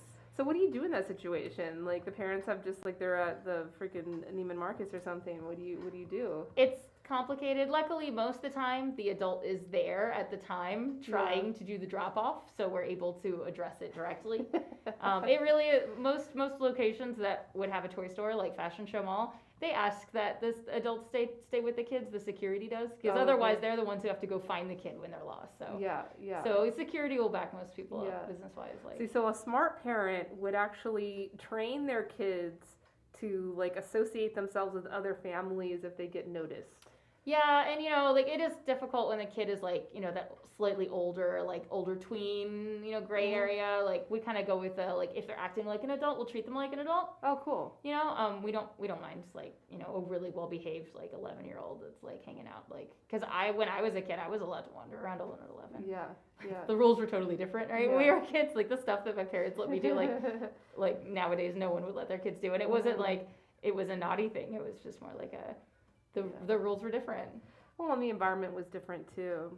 Yeah, I mean, my parents used to leave me at the bowling alley, and I remember one time we left and ran across the freeway. That wouldn't happen now, I don't think. No, hopefully not.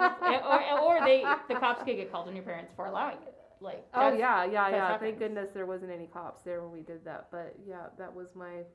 Actually, I have one other experience of running across the freeway, and that was with my mother. When I was in college, and that was fun because we were drunk, and we ran across the freeway. Well, I have to go. I have a delivery to Area 15, and then a delivery to Fashion Show in my car. Cool. Yeah. Well, I think I'll be going there. My family's coming into town, and we're gonna go to Area 15 when they're here. So probably we'll go into the Winter Wonderland. How is it? What's your opinion on it?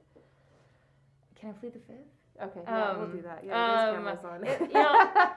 It is like, I mean, I love the idea of activating that back patio, and I think they're still learning how to run it. It takes a while. Yeah. But we're selling really cool things at the Kappa Toys pop-up booth, and they are doing a toy drive, which is really nice. Oh, nice. Yeah, and I love the alien theme and the art cars they're bringing. I mean, there's definitely some awesome going on at Area 15. Yeah. The alien costumes are sick.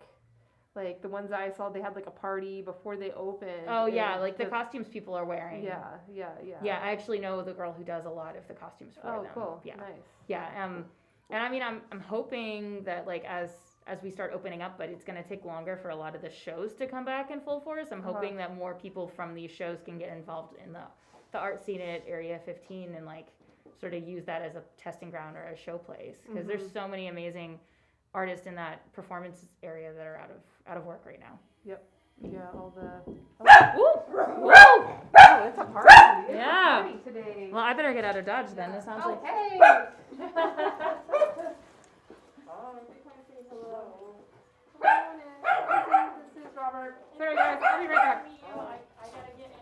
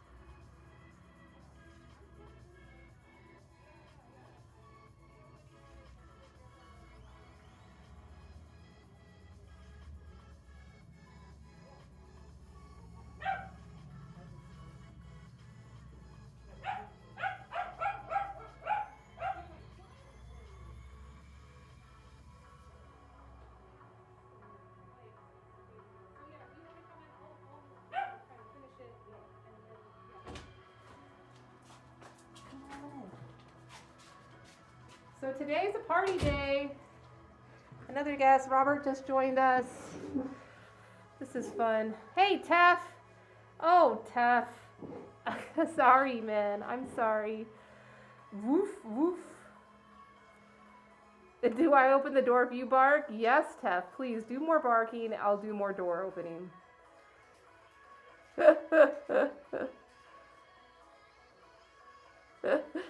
Yeah, I mean, this is Vegas. We can go to Area 51 anytime. And, you know, Area 15 is just right next door. I can just walk there from here. So that's not an issue at all.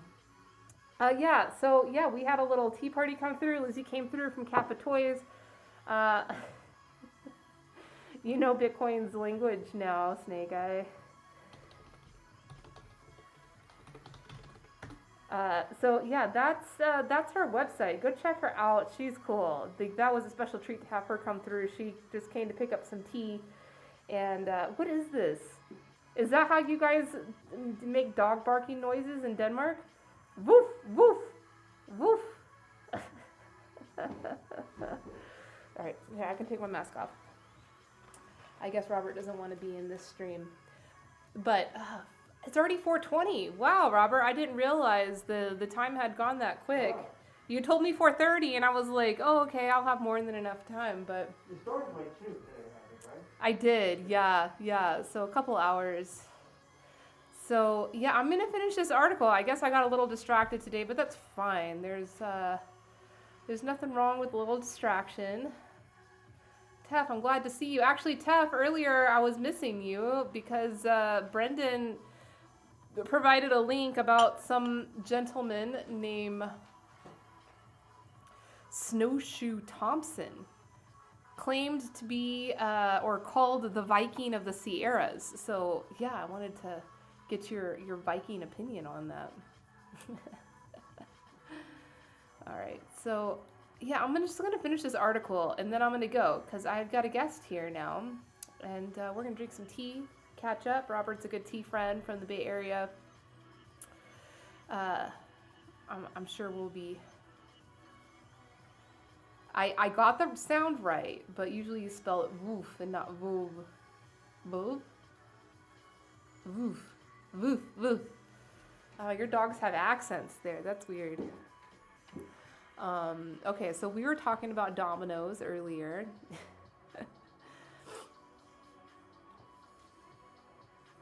Nearly 70% of those same restaurant owners, 66% in Coca-Cola's data, said it would take at least 6 months to recoup expenses. And this was under the impression that capacity would lift to the 55% number owners said they needed in order to remain profitable. But instead, as cases hike to record highs, markets continue to step back. California, for instance, is discussing an in-person dining ban. Here's a running list of states reshutting their dine-in service. So I'm not going to look at that. 58% of chain and independent full-service operators told the association they expect continued furloughs and layoffs for at least the next 3 months.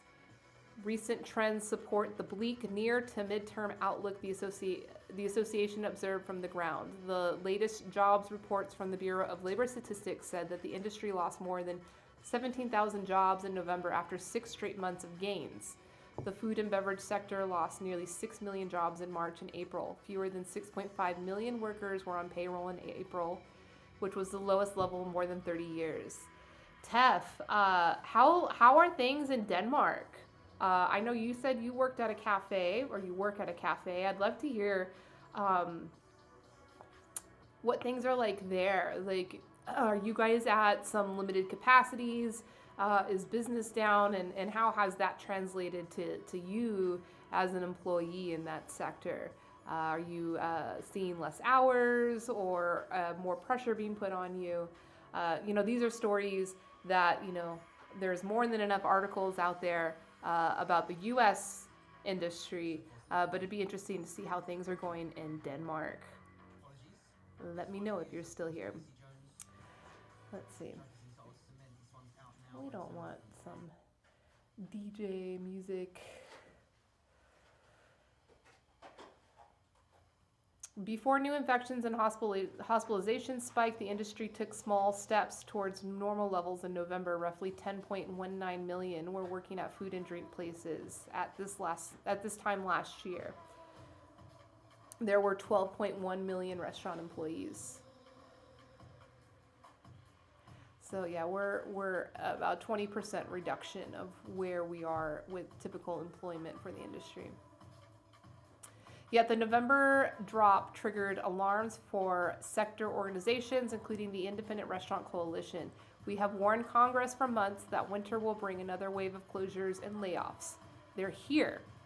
Outdoor dining is a distant memory, while indoor dining has been restricted in many states across the country. And unlike in March, restaurants have already endured 10 months of diminished revenue. We're out of time and out of funds. Let's see. So TEF says on Wednesday, you're going to close down 2/3 of the restaurant business, so it's going to change again. But over the summer, we had a raise in guests, and we are still only allowed to be 10 at a time.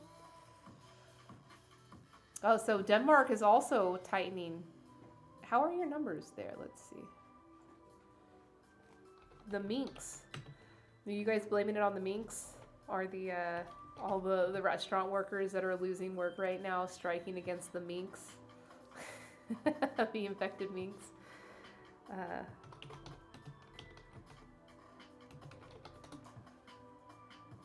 Let's see. Oh yeah, Denmark's numbers are also getting up there.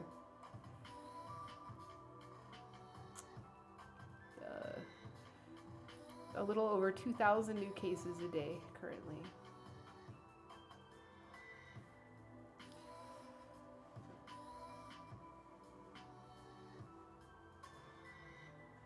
81% of operators said that their current staff mark was depressed from 2019 numbers. 45% said they're currently more than 20% below normal. Looking ahead, 49% expect to decrease even further in the next 3 months, with only 5% believing they'll add employees in that time frame.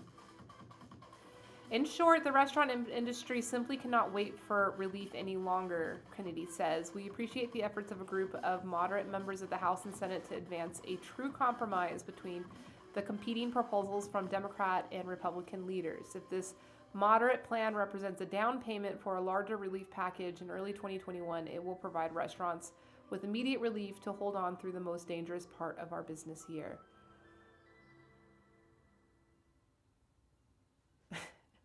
Tef says, no, they're not blaming it on the Minks. The Minks owners are actually just complaining over losing their jobs. Is the Mink industry a really big part of Denmark's economy, Tef? Is that like a legitimate segment of your workforce is in mink husbandry? Is that what it would be? Mink husbandry? According to industry tracker Black Box Intelligence, restaurant comp sales declined 10.3% in November, the worst result since August, or a 3.8% point drop from October. Traffic fell 16.3%. So, I mean, yeah, there's a lot of data in this. So, the $908 million stimulus proposal making rounds recently does not include direct aid for restaurants, which they're currently asking for $120 billion Restaurants Act. Industry leaders have called for, and it's included in the September $2.2 trillion House Democrat proposal. To the association's point, another round of PPP wouldn't arrive without its concerns. An August report from the U.S. Small Business Administration showed that accommodation and food services sector received just 8.1% of PPP dollars. Wow. Yeah, and there's a lot there. So we won't talk about PPP, but there's a lot there why that number is so low. 20 million jobs. They say $20 million jobs are directly related to the food industry. What is that total of our employment? What is the total employable?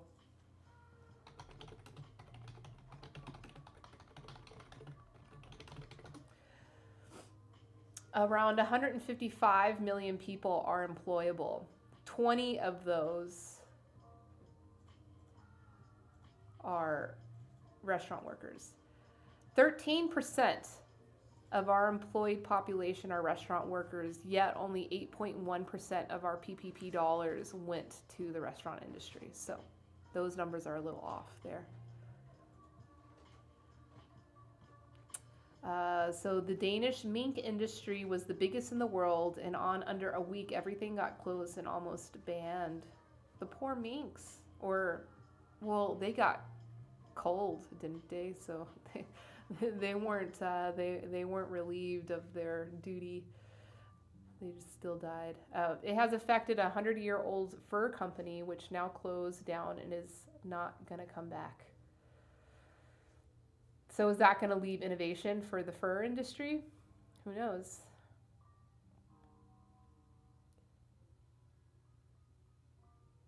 Oh, Joe has a good question. So he says, does this all not scream evolution and complete reinvention of the way we see food? Personally, I love it. We will inevitably regain a relationship with how we nourish ourselves. It's true. We are. You know, if the restaurants all end up closing down, we're going to be forced to reconcile that, either by supporting a new industry and how we do it, but then also just having to learn how to feed ourselves for a little while, which is to your point, Joe. And that's the whole purpose of this series that I've been doing, this Dignified Hospitality series, is just to, you know, kind of formulate a picture of what we would like to see for the industry that could bring more dignity not only to the workers and its supply chain, but also to the consumer, as Joe said so eloquently. Help the consumer regain a relationship with how they nourish themselves.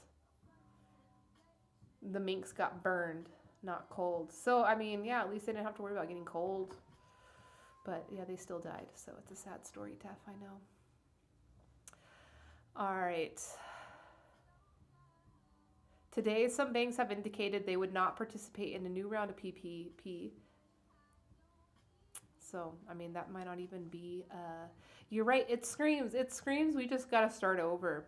You know, the Restaurant Association, there's a lot more here I could read for you guys, but I'm going to have to go. But the the Independent Restaurant Coalition is definitely pushing for these relief programs, but I think it's like beyond the point of return, actually. With that, I'll have to continue this discussion because really this article wasn't the only thing that I wanted to go over today. I really wanted to go over like the full picture of the economic situation. And the number at the beginning of this article is very powerful, 5 to 6% profit margin. This is the average profit margin of the restaurant industry. I wanted to look at this number. And I actually wanted to see that number is actually even less than 5 to 6% if you count in all of the externalized costs involved in, and not only like how that restaurant operates, but even its supply chain, which is, you know, really where we come in and in providing some insight about the supply chain and how, you know, all of those value adds. There's a lot of externalized costs there. You know, people say that like the tipping is one externalized cost of labor. That's how restaurants, you know, can have such a low labor number is, because they can rely on the tipping. There's a lot more to it than just that. And that was my intention in today's stream, but got a little distracted with this, you know, tasting evaluation of the teas, which, you know, I think was a pretty useful exercise for us all. So no complaints there. Next week I will, you want to discuss this on Thursday? Okay, cool. Yeah, let's talk about this, Joe, on Thursday then. That would be a good idea. And then I'll continue it on Monday again on this series, and hopefully, fingers crossed, we have some guests. I've been inviting some guests to come on and chat with me on this Dignified Hospitality series to kind of talk to some folks that are in the field and working, and maybe I'll even get lucky to get some of these Twitch chefs to come on to come talk about kind of how they've evolved their business models to stay relevant and cash flow positive in these days with what's going on. But yeah, I should go. I've been streaming for a few hours now, and I have a guest here, so we got to drink some tea and catch up. Do I have any stats on how many people can or can't cook for themselves? I don't know. I mean, you would hope that at least the 13% of our workable population that works within the restaurant industry would know how to cook for themselves. I'd hope so. I don't know, Tef, you work in the restaurant industry. Do you consider yourself that you can cook for yourself? I think so. I've seen you on stream cooking for yourself, so I believe so. I don't have that stat, Joe, but it'd be an interesting one to bring up. And I think would be relevant and interesting to a lot of people that are watching this stream right now. Because obviously, if you're watching this stream, you have an interest in fine quality products, in food, in agriculture, in connoisseurship, in environmentalism, whatever has brought you to listening to me talk from my tea table right here.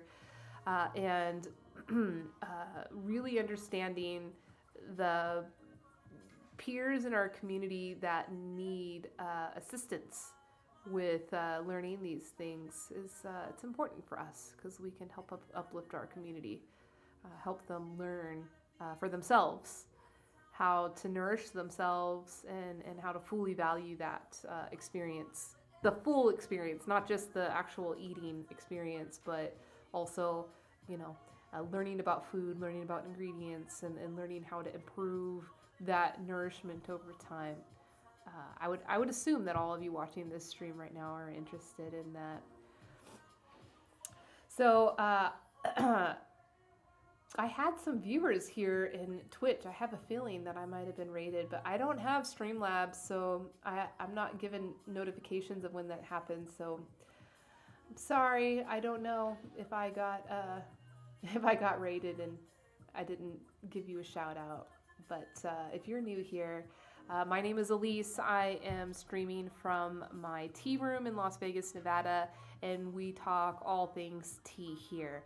And that's not just the leaf, but the entire lifestyle around tea, which is value, its healthiness, and it's just balance and community. So that's what you get here. On Mondays, I do this segment, Dignified Hospitality, where I look at the hospitality industry, what's going right, what's going wrong with it, and how we can build a better future for the dignity of everybody within the hospitality community, from the farm to the supply chain to the actual restaurant and, of course, the consumer.